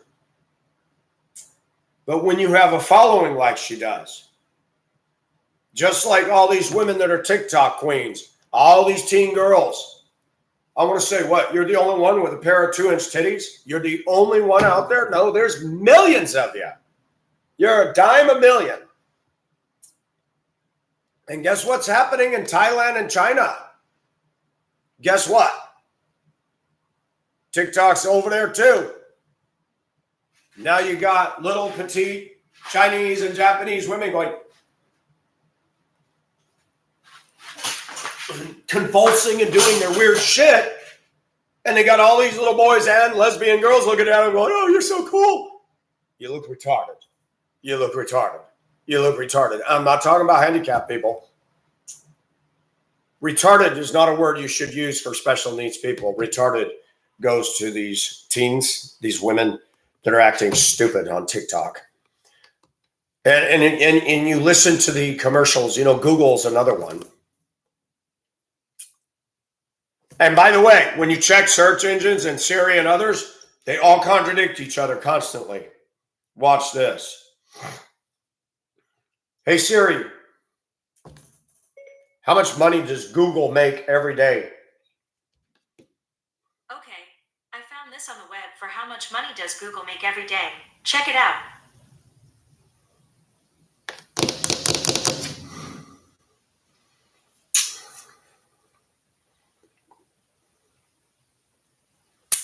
This doesn't answer a damn question. Last night, it was something like $1 billion a day. Have you noticed on YouTube, you're just getting blown away with advertisements, even in the middle of a 3-minute song? St. Jude's Cancer Treatment Center for Children. A 40-minute commercial in the middle of a 3-minute song about a guy that got healed and is championing how wonderful St. Jude is. I'm like, excuse me. I thought hospitals were not for profit. And I don't even know where St. Jude's is. We don't have one here. And it's just, these commercials go on and on and on and on and on and on and on. And they're pushing the medical, that everybody cares. No, they don't. Advertising in America is one of the biggest liars alongside the media and the Democratic Party. Showing an SUV going over terrain, usually the city. Unbeatable, indestructible. Lie, lie, lie. Let me hit it with my Ford. Smash. It's ridiculous. But Americans like that shit. They like fake. They like plastic. They love their SUVs. They love and run and embrace debt because they have no self-control. no self-control. I got to get that car so I can look cool in front of my peers. Yeah, being in debt feels good, don't it? Doesn't it feel good to be deep in debt? I don't know anybody that likes that feeling, but got to do it. People marvel at my income that I make it. Do you know why? Because I'm not trying to impress a damn person out there. That's why. You get rid of that layer right there, it's amazing how much money you save. 3 women at my workplace a couple of years ago.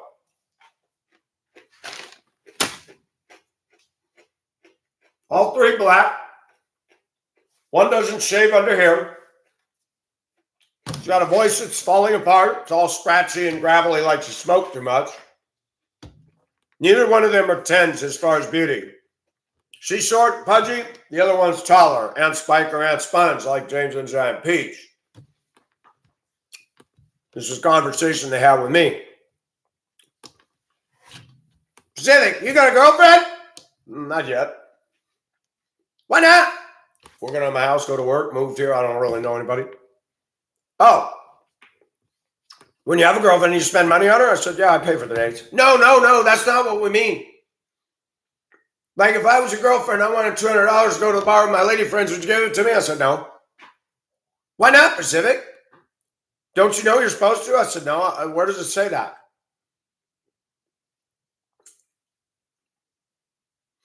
And she goes, well, you're not going to get a girlfriend. I said, well, guess what? Then I guess I won't have a girlfriend here, huh? The 70-something-year-old woman that wears this nice little head wrap on her head here, I thought she was a venerable Southern-style saint, said this, Pacific, man don't give me money, he don't get no pussy. The black culture out here is horrendous. An older woman, older than me, that I would never expect to hear the word pussy from. And I'm just being honest. I don't desire either one of them for physical intimacy at all. And yet they both got an attitude, entitlement, expectations that are ridiculous.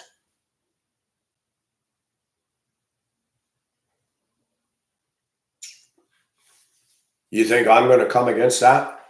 You think I'm going to punch through that? I'd have an easier time putting my fist through drywall, and I'm not good at that either, than I would trying to get through that. We've got entrenched belief systems in this country that are false, wrong, evil, that Cardi B even got traction, ought to concern every one of you. We saw the progression. Roseanne Barr, I know you're all going to say she's a conservative, but she was the first TV show to come out that was cynical. And I didn't like it. I didn't watch. I'm like, you know what? I don't want to watch some bitchy, smart-ass woman. And she was. Then we came out with South Park, which was stupid. And yet it made tons of money. Because you know why? It was a smart-ass, kids-based TV show. Then Beavis and Butthead, another dumb TV show. Then The Simpsons, another dumb TV show. And we see the progression. When I was in school, they were saying that all the music that we were listening to was devil music. And to be sure, there was some music that was definitely not holy. But I remember AC/DC come out with a song, and it was innuendo, but it wasn't about what we thought it was. I've got big balls, you've got big balls, but I've got the biggest balls of them all. Did you know that wasn't about testicles? I didn't either. He was talking about ballroom balls. But they knew the song would sell with kids because the kids would go, oh, he's talking about the dick. Yeah! All the boys. And we all had ghetto blasters. We'd bring them on the bus, and somebody turns it on real quietly in the back, and we're all back there going like Bert Bernie. He's playing big balls. That was cutting edge, pushing the rebellious envelope. But Cardi B isn't singing with innuendo. She's bragging about her disgusting, slimy pussy. I wouldn't put my dick in that thing at all. She's not attractive to me. She's a big poochie, way too much of this shit. And I am around that right here where I live, right here in this place. They all got that attitude, that look. I'm going, my gosh.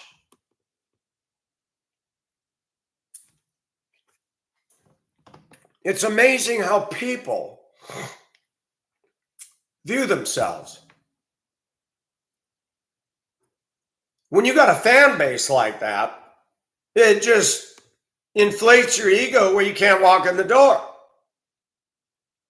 You got black men right here in this city that would love to fuck Cardi B.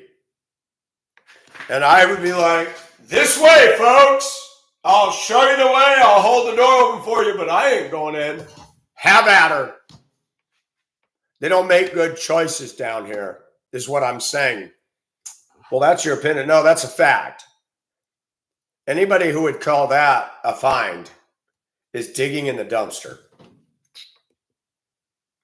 Cardi B came from the hood, and she makes money marketing the hood.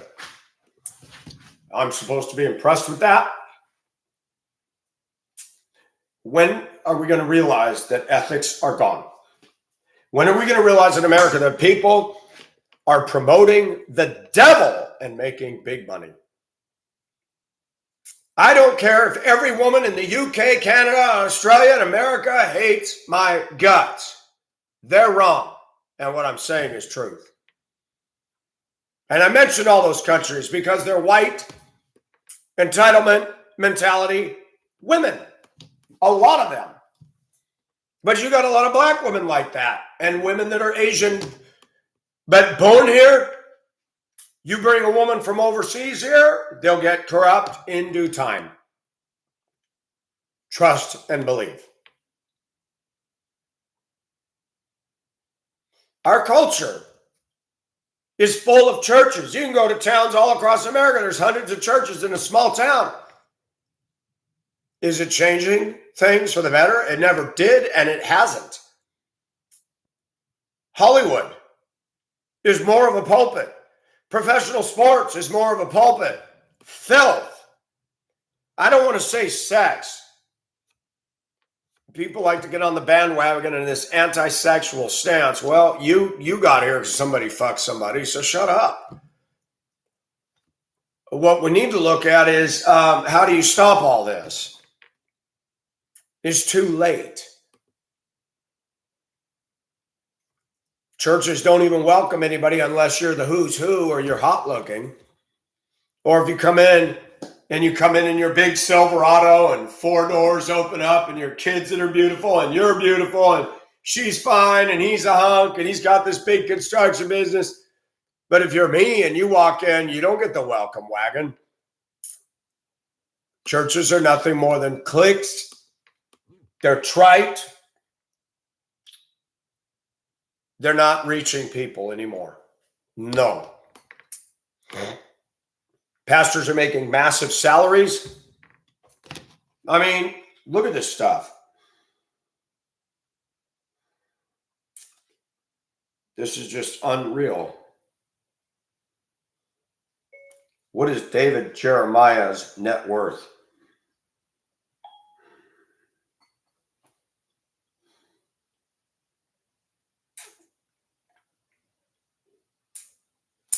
David Jeremiah is an American Christian author and pastor who has a net worth of $50 million.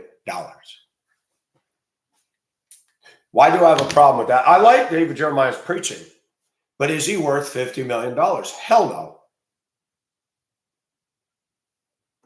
We've even got in America something that is a cancer among us, and it's called designer Christianity.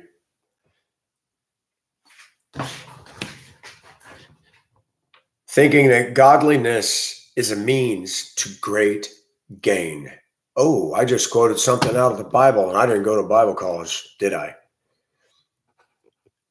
And you got Christians that are so wrapped around materialism and prosperity that they'll rabidly defend David Jeremiah. Oh, he preaches the truth. So do I. More than he does. I talk about men and women and children and blacks and whites and the world around me, not a narrow sliver of humanity in your white upper middle class church culture. It is time for us to ask some questions. What is David Jeremiah? What is Chuck Swindoll? People that I revered and looked up, what are they doing? Making tons of fucking money. And those kind of people will look at my video. Look at the way he dresses. Look at that hair. Did you hear him say the F word? Is this somebody you're going to consider a servant of the Most High God? That's what they're going to say. They're going to hide behind the piety and judge the hell out of me, but not listen to the heart of what I'm saying. But we're supposed to get in line with that and go sit in those churches. Go into that church. Let me walk into David Jeremiah's church like this and just sit down. I promise you that everybody in that congregation be going, what the hell is he doing in here? Look at that. Are they really trying to reach a culture?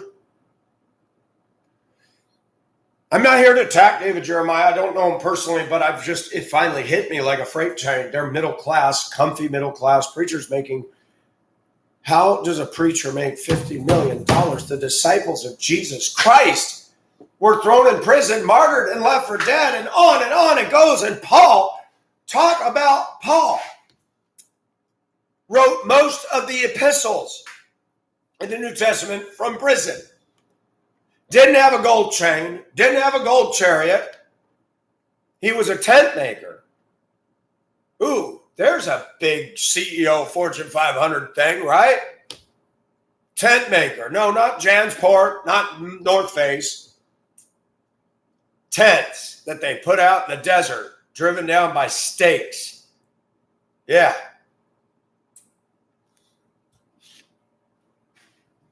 That was your house back then.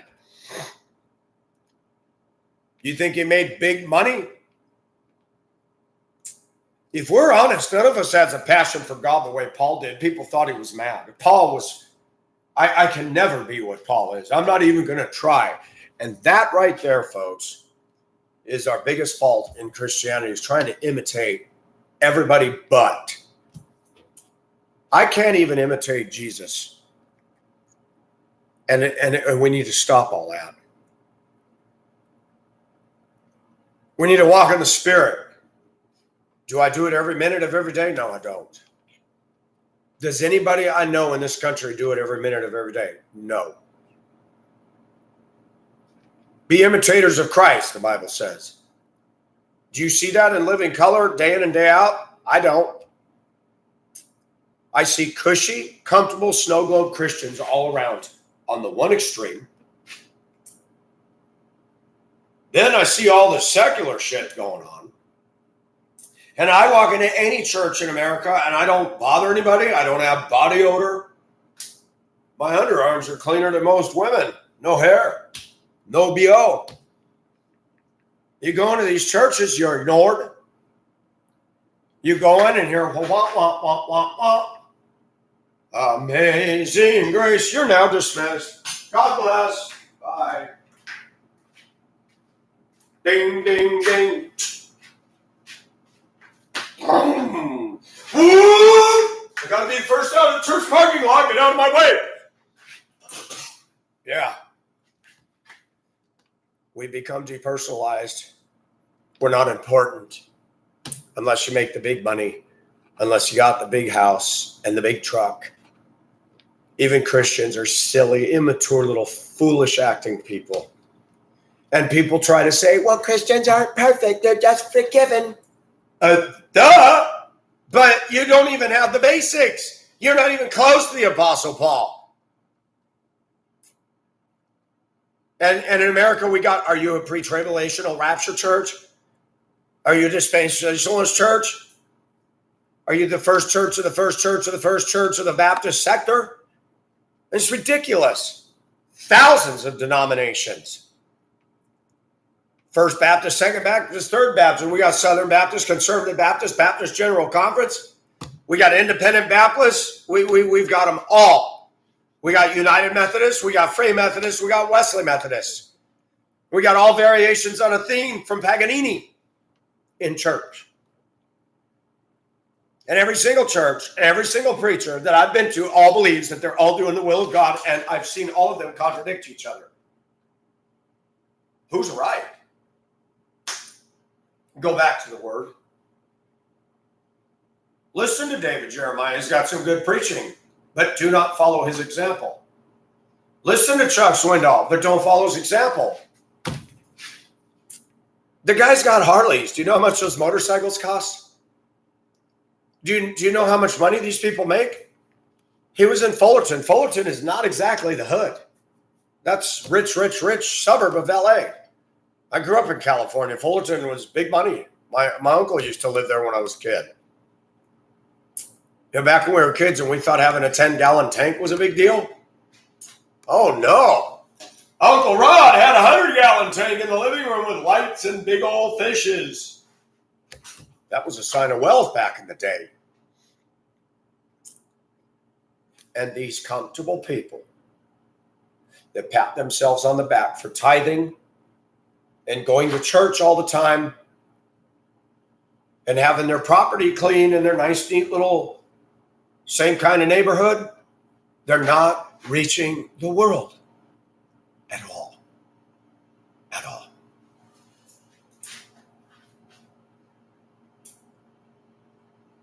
You will not see low-income people in David Jeremiah's church.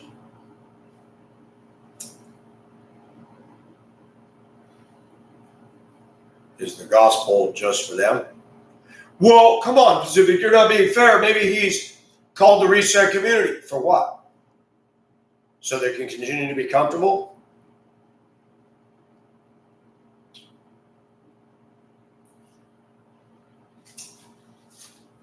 I'm wearing sandals. I think Jesus did that. Walk into these churches and wear sandals. Wear shorts. Georgia, it's going to be 114 with the heat index today. And some of these AC units don't work as good. And you got to go to church with all that crap on, suits and ties. Hell no, I'm not going to do it. That's uncomfortable. I'm here to hear the word, not to play dog and pony show to people that won't even give me the time of day anyway. And I'm going to tell you something that angers me. I told a friend of mine yesterday. When I started getting on this form to talk, I never thought about making money. Never. I wish I could make money on YouTube. It makes me sick. Well, I'm a YouTube artist. I'm a TikTok artist. And they're making $250,000 a year. It makes me sick. And what are they doing? Nothing. Nothing for eternity. And I said, you notice people will not pay for the truth? I had people attack me saying, Pacific condemns everyone. That's right, including me. You got a problem with that? We live in a country where everybody's saying people suffer from a lack of self-esteem. No, honey, not in America. They suffer from esteeming themselves too much. Kids that don't get spanked, kids that get spoiled, kids that are never told no. Girls, American teen girls are never, ever, ever, ever, ever, ever, ever, ever held accountable for a damn thing in their nasty attitudes. They can get on a school bus and can't even say, good morning, driver. Thanks for the ride. Have a good day. They can't do it. They won't do it. It's beneath them. Man, and my daughter acted like that. I said, come here. I'm going to spank you on the butt. When you can't even treat the people that serve you right, I don't care how many fucking TikTok videos you have, you're a piece of shit. Boom. We've raised in this country has been a greenhouse for selfish, nasty, feminist, rebellious, trashy, no value, no good women that don't give us men nothing but a headache and a bill and a broken heart and a lot of stress. Not all women are like this, but the majority of them are. About 90%. The 10% that are good are married. When you're at my age, you're not going to find good single women my age. Not that are in good shape. I'm not talking about gym Nazis with all the equipment on their arms and the little meters and stuff. But here in the South where I live, it's getting hard to find slender, petite women. And when you do, they're royal bitches. Stuck up, narcissistic, or they're into drugs. I watched in my workplace a young black lady who was pretty dressed nice go after a bisexual, big overweight, immature 20-something-year-old boy who gets away with crap at work all day, often. He has butt-fuck sex with men, and she went out with him. Before all that happened, she was nice to me. I said hello to her. I thought, man, she's pretty. I would love to date her. Inside, she laughed at that thought. But she'd go after a guy that's sticking his black boner in somebody's pooper. And then he treated her like shit. And now when I see her, she no more says hi. She's an angry, unhappy woman. Oh, yeah, okay. You went after the guy that all the ladies think are cute because he's bisexual and gay. That just, go figure. Go figure.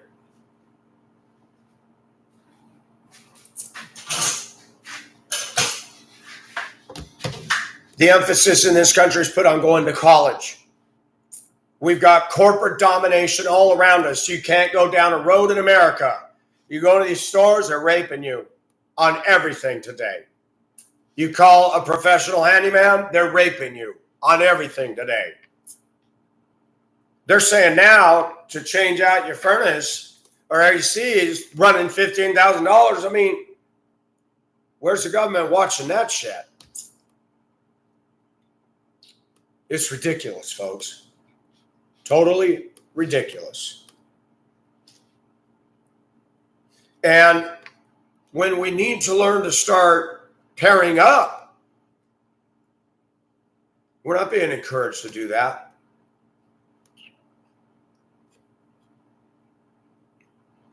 Costs are going up. Life is not getting easier as we get older. It's getting harder.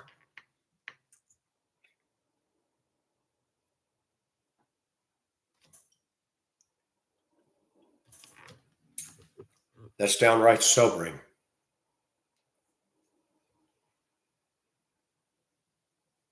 This is not a happy upbeat video. It wasn't intended to be. Wow, Pacific slamming everything. Yeah, because it needs to be slammed. People get into something. And they get so into it, that's all they know. And we have a society of followers.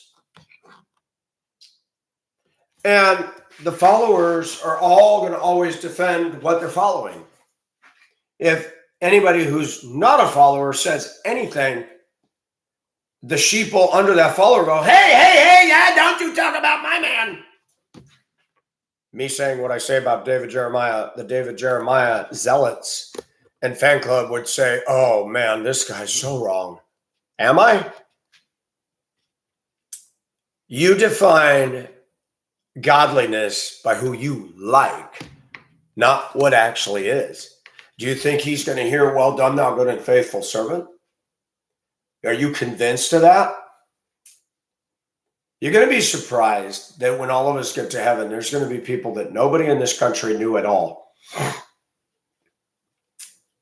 And God's going to say, well done, thou good and faithful servant. Who's that? And that was somebody from another country. You don't know who that is. Oh, well, were they in entertainment? Did they have a big house? No, they were dirt poor. They lived in a village and they washed the feet of others and brought the gospel to them. And you don't know about them because you don't care about that kind of stuff. You care about showboat Christianity, vending machine Christianity. Spin that Rubik's Cube this way, turn it this way, turn it this way. Oh, you didn't get the right formula, Mike. Just got to have enough faith. God will give you the desires of your heart. Creflo Dollar got a Lear jet. These guys got mansions, big incomes. How come all of the followers that donated all their money to these criminals in clerics' collars, how come none of them are equally there as he is? Why is it only he gets all that money? Because they've led their congregation to believe they were called by God and God's blessing them. Oh, I got it. So God blesses somebody financially who's a preacher on TV. But if you're working at all these other businesses, God's not good. You see, the caste system exists even in the church. If you're on the ministry team, I saw this. There was a fat, overweight woman who had her head shaved bald. She was not nice. She was not attractive. Going to a church I went to in Lakewood, they would praise her, how much she does. She'd get up there. She'd walk right past me, not smile, not say hi. Thought she was all that on a stick. She'd get up there, speak. I have a ginormous favor to ask you. Society's accolades are not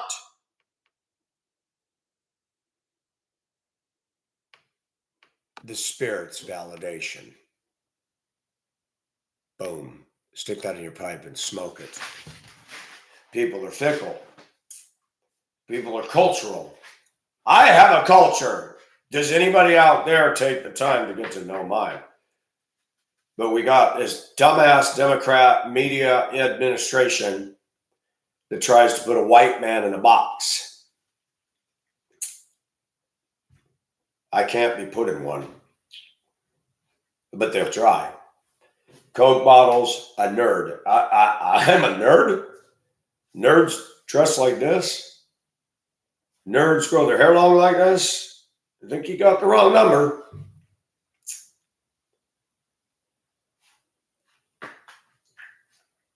When you don't fit, it blows the circuit thought processes of other people. So then they go to the next level. Meanness, name calling, mocking.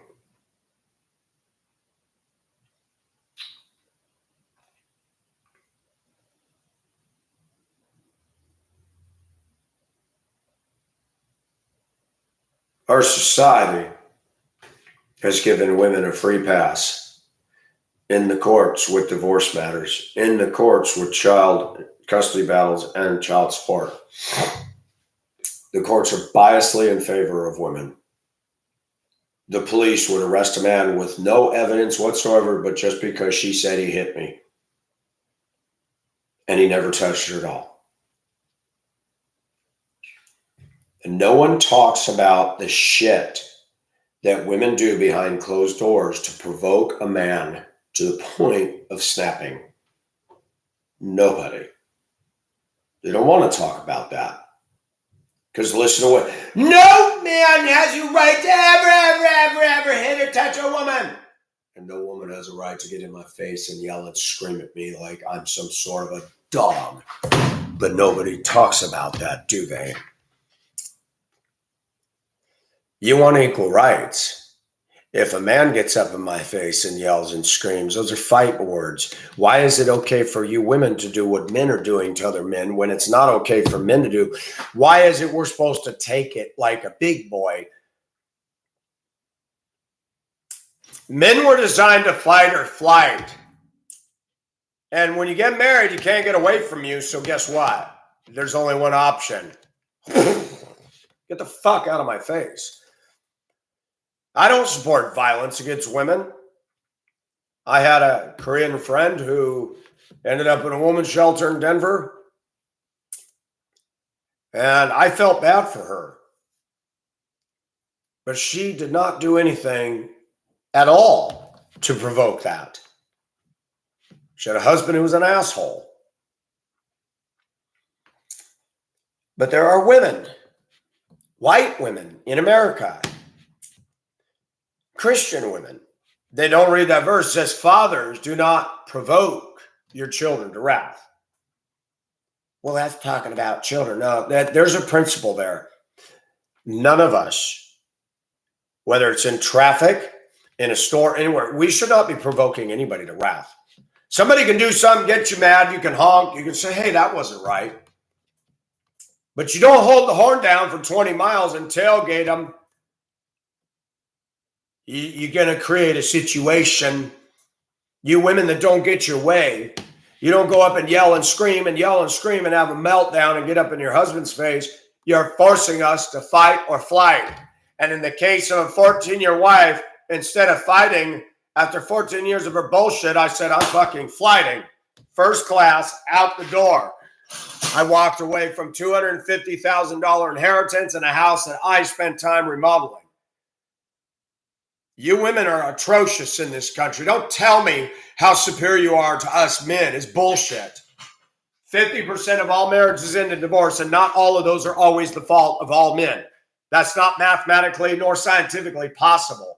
There's nowhere in the Bible that hints that women are better than men. In fact, if anything, the Bible says that women are the weaker vessel. And no, men and women are not the same. And women cannot do things just as good as men. Men can't do things just as good as women. It takes two parts to make a whole. And our society is no longer teaching that. Society is pitting the sexes against each other. Women are told they don't need a man.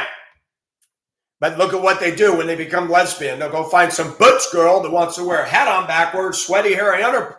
Hey, come here, lover. Oh, but you marry a girl that wants to act like a dude. You don't need a man. Liar, liar, lesbian panties on fire. Should we go on? Same with the gay population of men. One acts femi, one acts dominant. Alpha, beta, alpha, beta. Somebody somewhere is going to submit to another. So you have a problem with men being hierarchical and patriarchal, but you submit to patriarchy. You submit to hierarchy, even in your lesbian and gay relationships. I'm still waiting to see the so-called equality. Lesbians are more faithful than heterosexual. Bullshit. Gay men? Oh my gosh, I know gay men that are married and they're fucking this guy, this guy, this guy, this guy. Well, we have an open marriage. Oh, okay.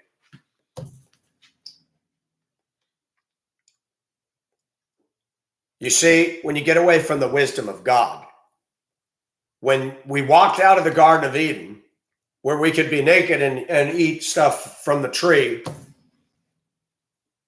we had it good. But women didn't want that. Eve believed God was holding out on her then. Know ye not that when you eat of it, you shall be as gods? Satan said. And some black men in black pants and purple shirts, Fridays and Sundays, hang out downtown where I live. They've got an aberrant, false gospel. They believe brown-skinned people are the chosen tribes, lost tribes of Israel, on and on and on.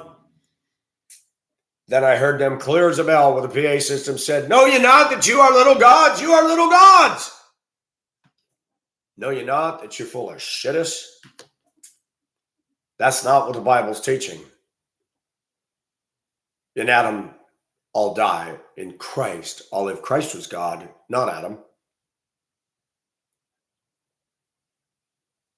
That's why Jesus wasn't born. And all these Christians that got to make their immature toddler-style stance, Jesus is the reason for season.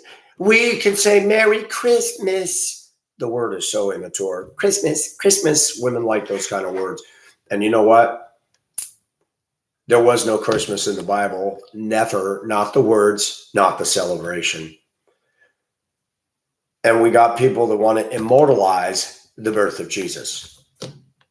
God is eternal. Jesus came in the form of a man, God, Emmanuel, God with us. And now we're going to have little birthday cakes for our little children and say, we're going to sing happy birthday to Jesus. Gay. Totally gay. And for me to question that, for me as a white guy to come up and look right at the black community and say, I call hypocrisy. For me to look at the white Christian community and say, I call hypocrisy. You guys scream and yell about sexual immorality, but you're idols. You support and celebrate Christmas and Christmas trees and all the shit that goes with it. Mistletoe, Yule logs, all that, which all have deep historical meanings in the occult demonic world. But then your response to that, that's not what it means to me. Okay. That makes your case airtight, right? Just like most Americans don't believe that when the speed limit says 55, well, that's not what it means. I can go 5 over. That's not what the sign says. Well, you're supposed to go with the flow of traffic. You show me where it says that in a driver's manual, allowing you to speed.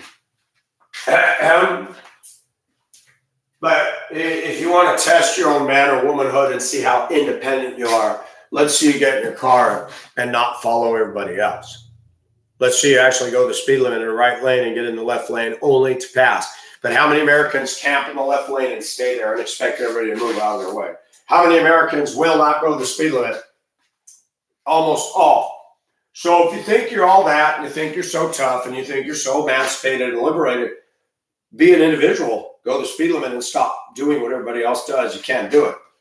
So Pacific has been laughed at, ridiculed, harassed on his channel, all this stuff. But I'm one of the few people in this country that sees the whole big picture and goes, we're fucked as a country. It's a wonder that we haven't had the economy just explode in our face. It's a wonder that we haven't had China or Russia start sending ICBMs over. It's a wonder that with this goofball administration that we can get up and actually,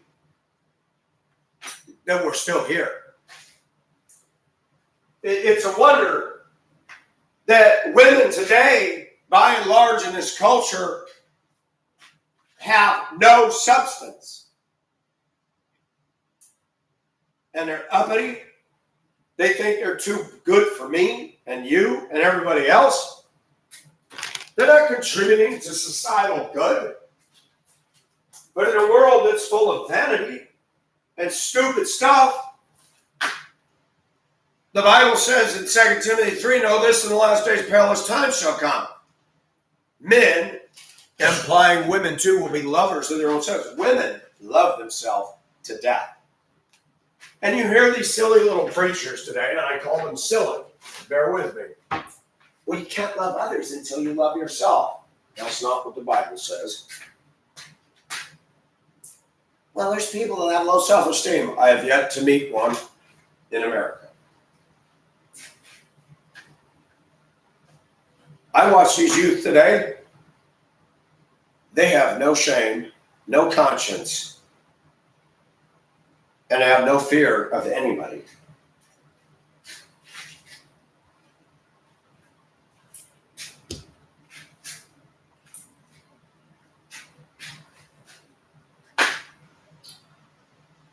Where is it? Let's see if we can find it.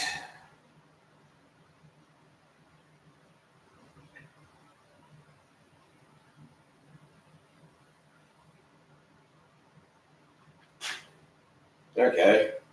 What happened? We found out that the teachers were afraid of the principals were scared of the superintendents, superintendent was scared of the school board was scared of the parents were scared of the children, and the children ain't scared of nobody.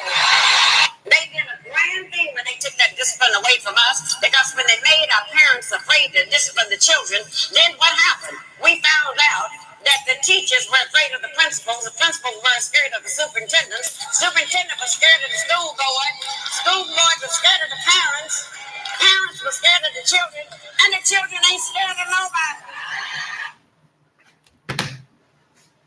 When you have a nation like America, where kids can smoke pot on a school bus, where kids can get up out of their seat and tell me, fuck you, where you go to the school and tell them this is what this kid did, and they don't remove the student off the bus because, well, mom doesn't have a car. He's a fucking high school student. Let him walk his ass. I got out of school bus driving because I got vertigo. The place that I live doesn't pay people enough to put up with the bullshit to drive the school buses. They do not. I'm going to stop right there. I got out of it. The stress of my life has been halved.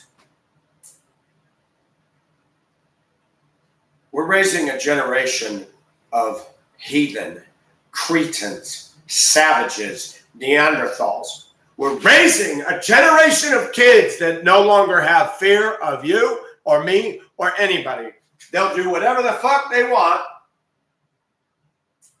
And then when they're arrested or whatever, they'll scream that their rights were violated. Never mind the fact they walked in and stole shit out of somebody's store and violated their rights, ran their mouth at me, shot somebody I knew and killed them. Yeah, you know, there cannot be much longer for America as a nation when this shit is allowed to happen. There cannot be hundreds and hundreds and more years of American history when you can steal $900 worth of shit and not be touched by the police.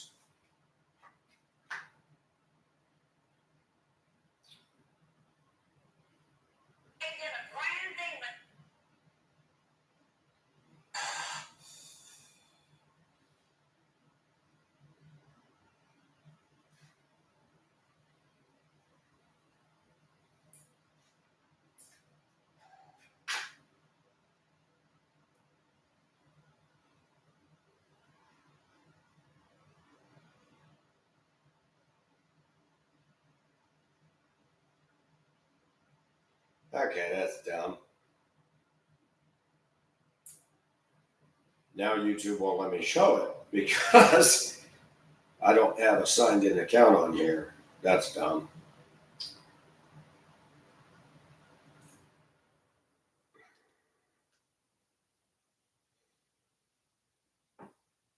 See, now YouTube wants to protect you from seeing violence. So a black guy went into a 7-Eleven in Stockton, California. I believe it was this last week. Walked in there with a gun, stole stuff, walked out.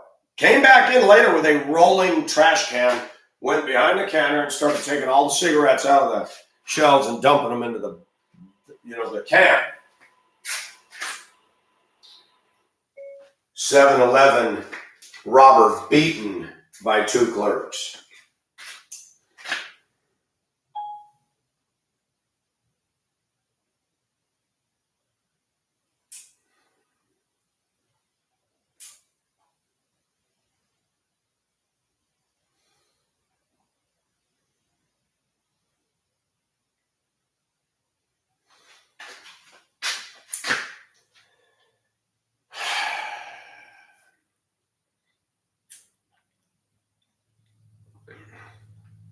Getting a beat down trying to rob the 7-Eleven.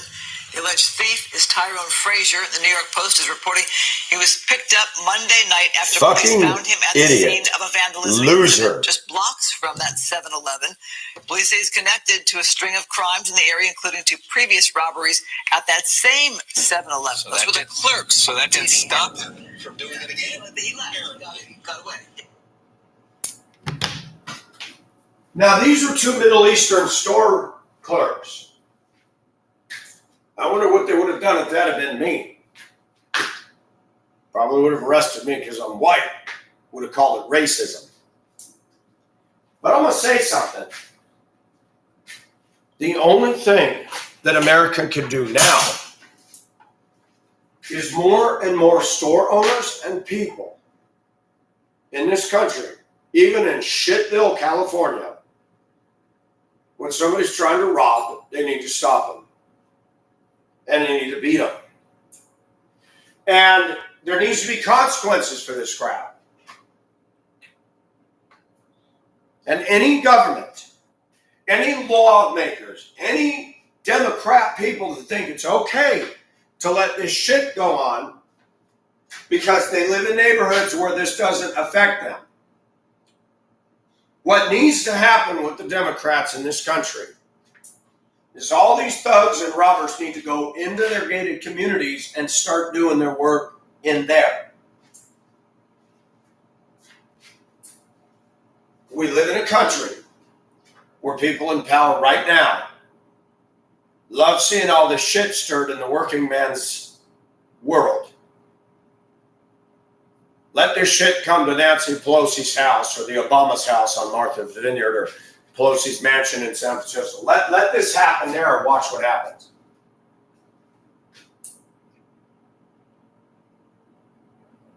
We're in serious times right now. It's not good. When I was a kid, my cousin and I were in the back seat of Grandma's station wagon, and I started singing this song, Isn't It Happy? Isn't It Happy? Happy USA. And I remember Grandma saying, that's a nice song, Michael. It really was quite gay. We were bored and I was trying to be cute. My cousin to this day says, isn't it happy? I said, oh gosh.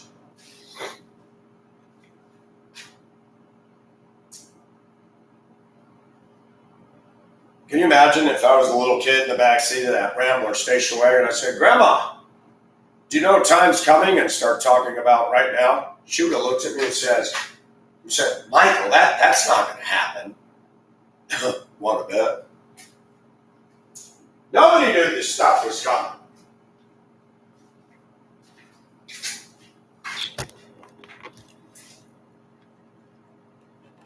Yeah, the answer is God. The answer is Jesus. But what do?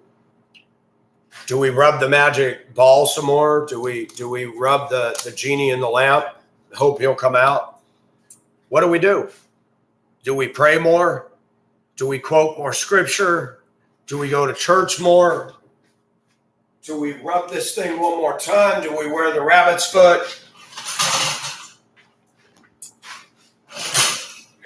What we need to do is say, God, what do you want from me? Because I can't change any of this. I have a hard enough changing moi.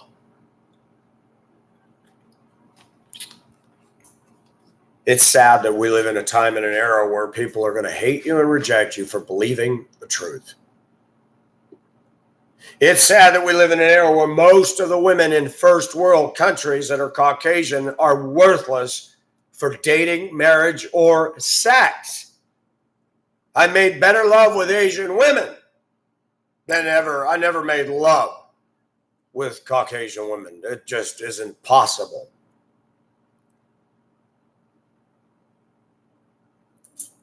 And women have grown up on Hollywood and entertainment and shopping malls and vanity, vanity, vanity, and men and fathers and people excusing and making way for their ridiculous, immature, self-centered behavior.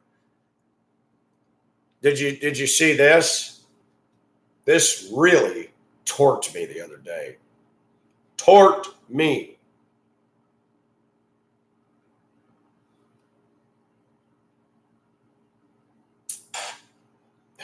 Got to turn this down because good old YouTube, if they hear any music, they'll shut your video down right now, even if it's just a snippet. Okay.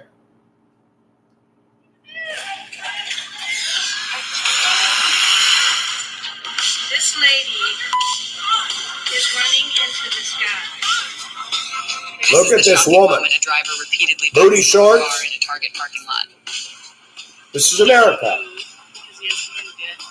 Black woman. Watch what she does. Let's hit it again.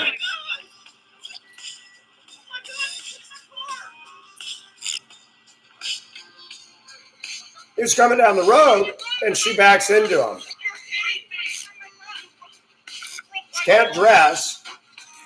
You can tell she thinks she's sexy. Now she's endangering him.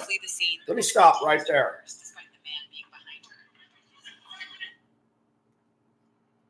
Can you imagine if a white guy was doing that to a black man? About 10 of the black men would surround that car, bust the windows, and kill him. But a black woman's doing this, what looks like a Hispanic male.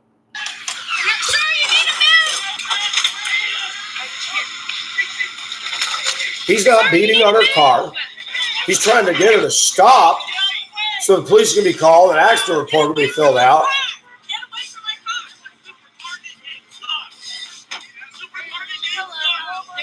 That is a CUNT.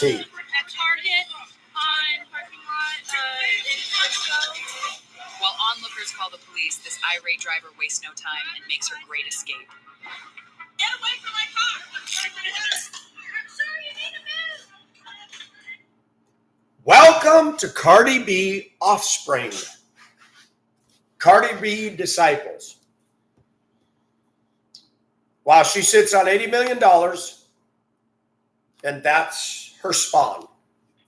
That's her wonderful African-American female community of followers. I'll bet you that chick listens to that kind of shit. Did they ever arrest her? Did anything happen? Did we hear anything? Nope.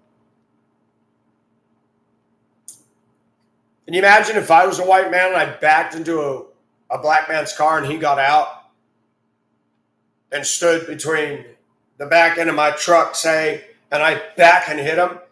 Do you know, if there were 20 other black guys in the vicinity, do you know what they would have done to me? Killed me.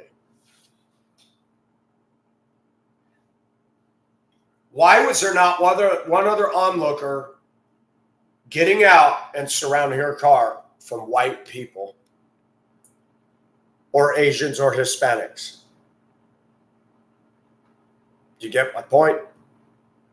You see, I live in a world where my own culture will never defend me. I watched it happen with my previous channel.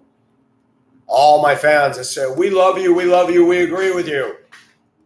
None of them would stand up to the crap that was going on. None.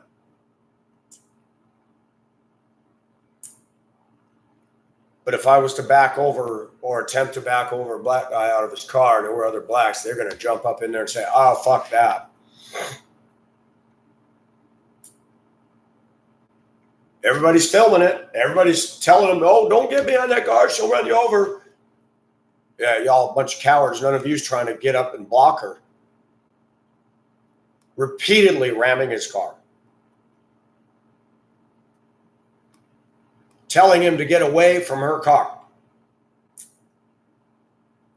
You want to know what I think should have been done to her? Bye, bitch. That is not a woman I want loose in our society. And guess what? We got millions of those kind of girls in the society. This idea that men are so bad and assholes. What men are doing that? We're raising a generation of savage, Neanderthal, out of control women that are dangerous. They killed their babies in their womb. They're going to kill you next. No conscience, no shame, and no sleep beautiful that night. Is anybody seeing it? Is anybody getting it? But do you know how many men want to fuck her and get intimate with that? Lots of sicko individuals. I wish somebody had shot her and splattered her brains all over her own car. I don't like violence, but something's happening to me. Watching the shit go on every day, nothing's done. I know I'm not perfect, and I say this carefully, but the judgment of God needs to fall on these lawmakers and these politicians and these assholes on the street that will sit there and go and video record it all, but won't do anything. Won't do anything unless it's for a thug, unless it's for Michael Brown, unless it's for George Floyd, criminals in the act of breaking the law. Then they'll burn the city down and tear up everything. How long does America have? How long?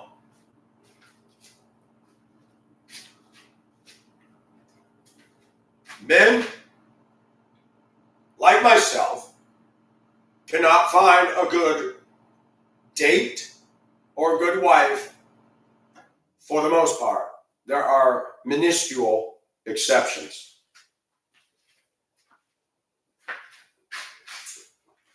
And contrary to the belief of immature, nasty Caucasian women, it is not through any fault of ourselves. It's the indoctrination, the entitlement, and the education that these white women have been getting that men suck and men are no good and they don't need us.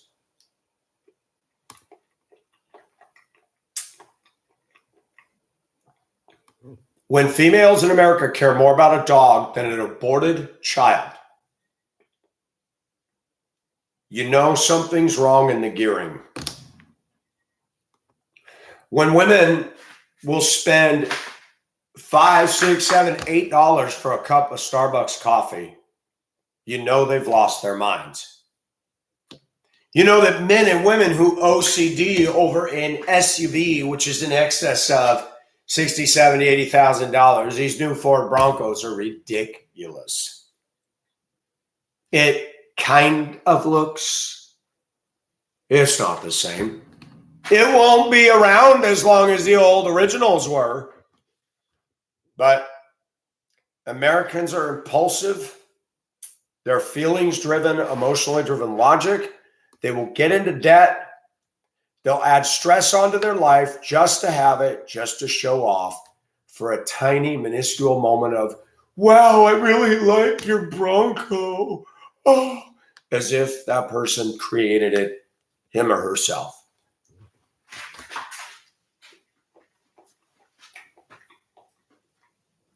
When I worked at Denver Public Schools in transportation, there was a lot of heavy, not desirable, not pretty, not attractive women on the inside or the out. They were unhealthily obese. They'd come in and they had their hair done, spent $200 on a hairdo. And all the other equally unattractive women, oh my gosh, I love your hair. It's so cute. You look so cute. And I'm going around the corner going, like lipstick on a pig, baby. No, I didn't say that. And people think you're mean, you're evil. Am I?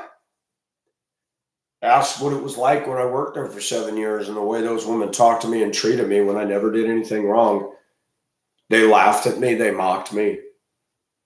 They're gross looking. Their heart is blacker than this case.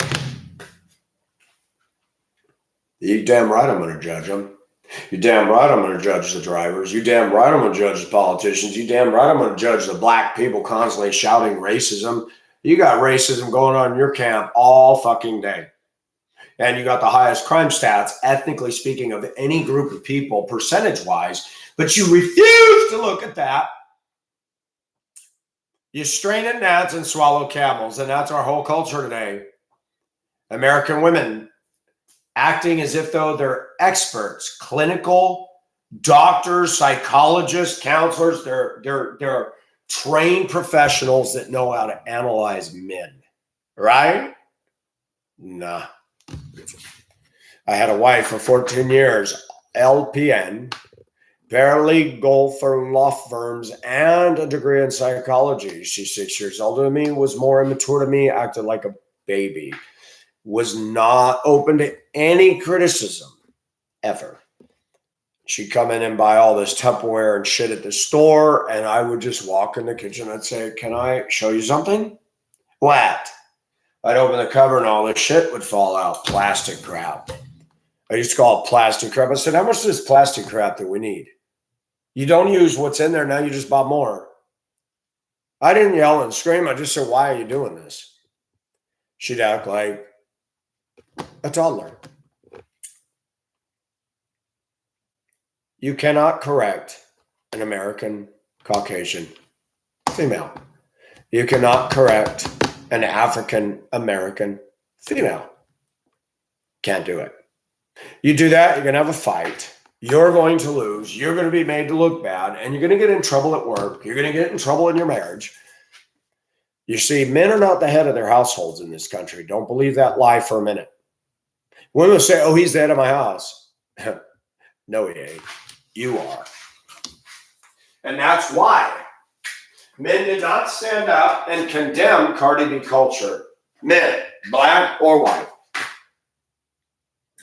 A couple of preachers in little idyllic snow globe cultures are standing all the way back here going, you know, that's not right.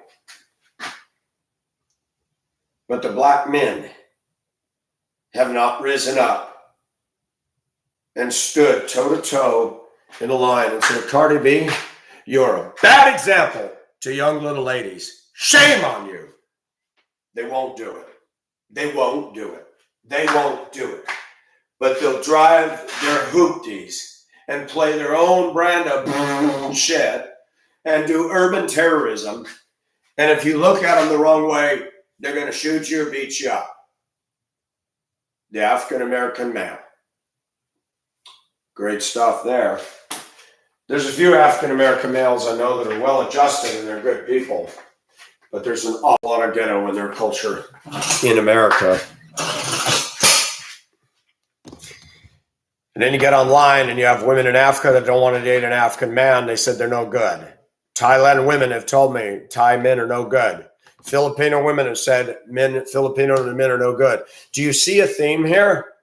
I got online because I said American women are no good. But every culture in the world saying their men are no good, except American women are not getting online to find a man overseas, but American men are getting online to find a woman overseas because they're done with these selfish, sniveling little middle school girls that are 50, 60 years old, whose boobs are in the basement. They got wrinkle and they got lunch lady arms that are going like this, and they think they're all that on a stick.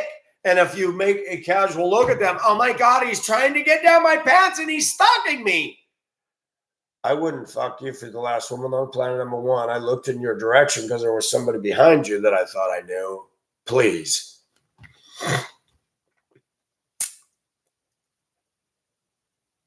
Some of the nastiest women I meet is in the American workplace all across this country. Fat, obese, overweight, don't shave their underarms, some funky smells. You know, the kind where you didn't pull up the rolls of flesh to clean all that sweaty grease under there that really rank and stank. And all these kinds of women will make judgments about me. Isn't that awesome? And we got women and men voting in the kind of shitty government that we got.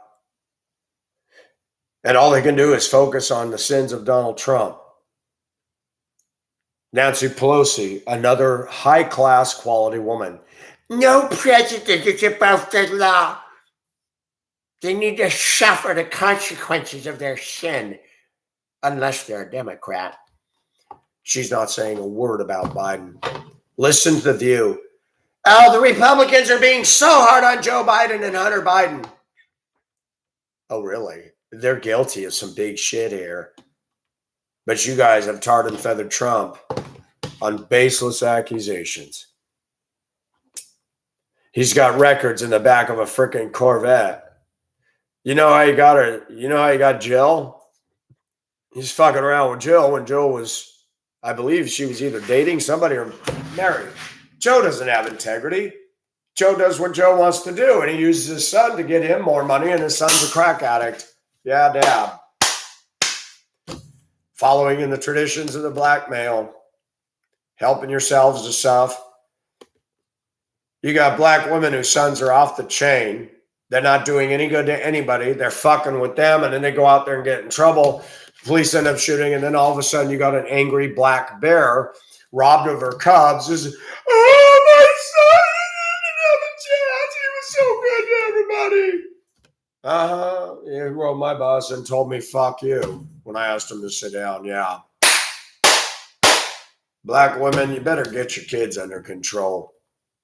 because a lot of you are bad fucking people in the way you're raising them. And if you're listening to Cardi B and rap music with the fuck word and the N word, and then you want to scream and yell when a white person says the N word, but when black people throw it around all day, every day, when my coworkers and supervisors throw it around all day, every day, and it's okay. How long, oh Lord, before you pull the bathtub plug on this country? Because we're not getting better in any arena. We're grasping at little teeny straws. Oh, they're going to bust this open. Oh, release the Kraken. Oh, Trump. Trump is not coming back. Read my lips. If I'm wrong, I will give a retraction. He's not going to win. The Democrats got a taste of power. They've got the FBI, the CDC, Fauci, and all these losers and control freaks on their side. You really think that we're going to have a natural election and people are going to stand up? Look at all the people listening to Cardi B. Do you think all the people that like Cardi B's music are going to vote for anybody who stands on values? No.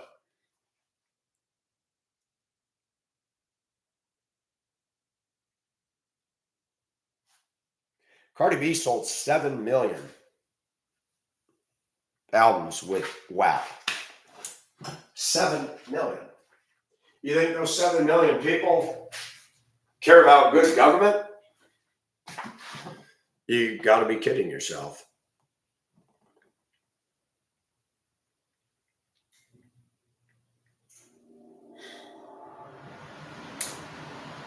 So forgive me if my video seems a bit negative.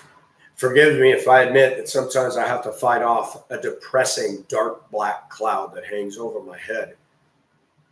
All my life I got up happy-go-lucky, but I'm 57 and I'm starting to go, woe to this generation, woe to the young, woe to what's coming. I'm starting to realize this country's in deep trouble, and it's not funny. It's not just an opinion anymore. This is reality.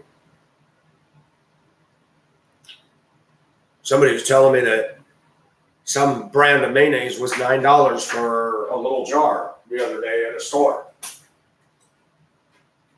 I had a starter put in an F-150, a common one. They're all over the place down there in America. Charged me $564 for a rebuilt starter and to put it in. The job's booked at 1 hour. We're being raped.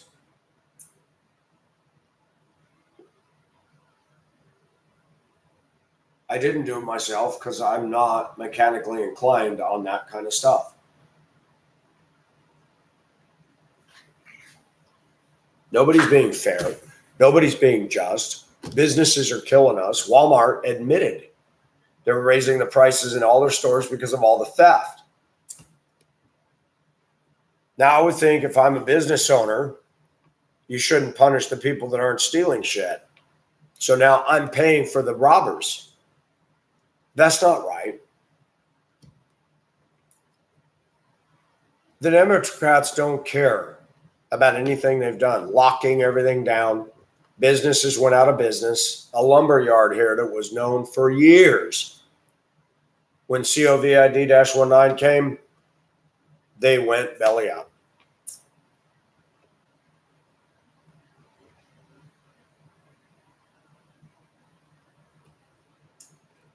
And don't you think it's interesting that Lowe's and Home Depot were open during the pandemic?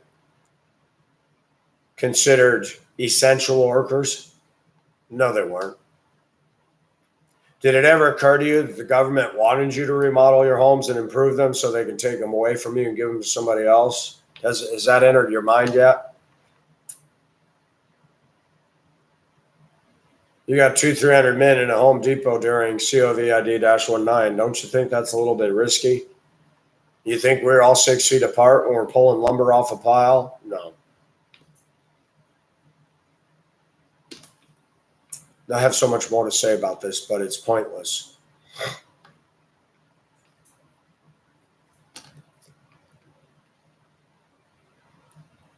I know what God's word says, but I don't know what's going to happen to this country. I just know it doesn't look good at all. And for those of you that have a good wife, hold her tight. Tell her you love her and tell her you're thankful for her. Because it's going to get rough. I don't know what that's going to look like. And everybody goes back and forth with their cutesy memes that the silent majority isn't doing anything. They release a song and everybody gets emotional. Try that in a small town. And then it becomes a fiasco and a political football back and forth. Where's the guy that stands up and says, try that in the city? Where are the men in their pickup trucks and guns that should have came into Seattle and shut down Mr. Chaz and said, we're not doing this shit? Where's the people that should have kicked the governor and the mayor out of Washington and said, oh, you don't need Trump and the guard?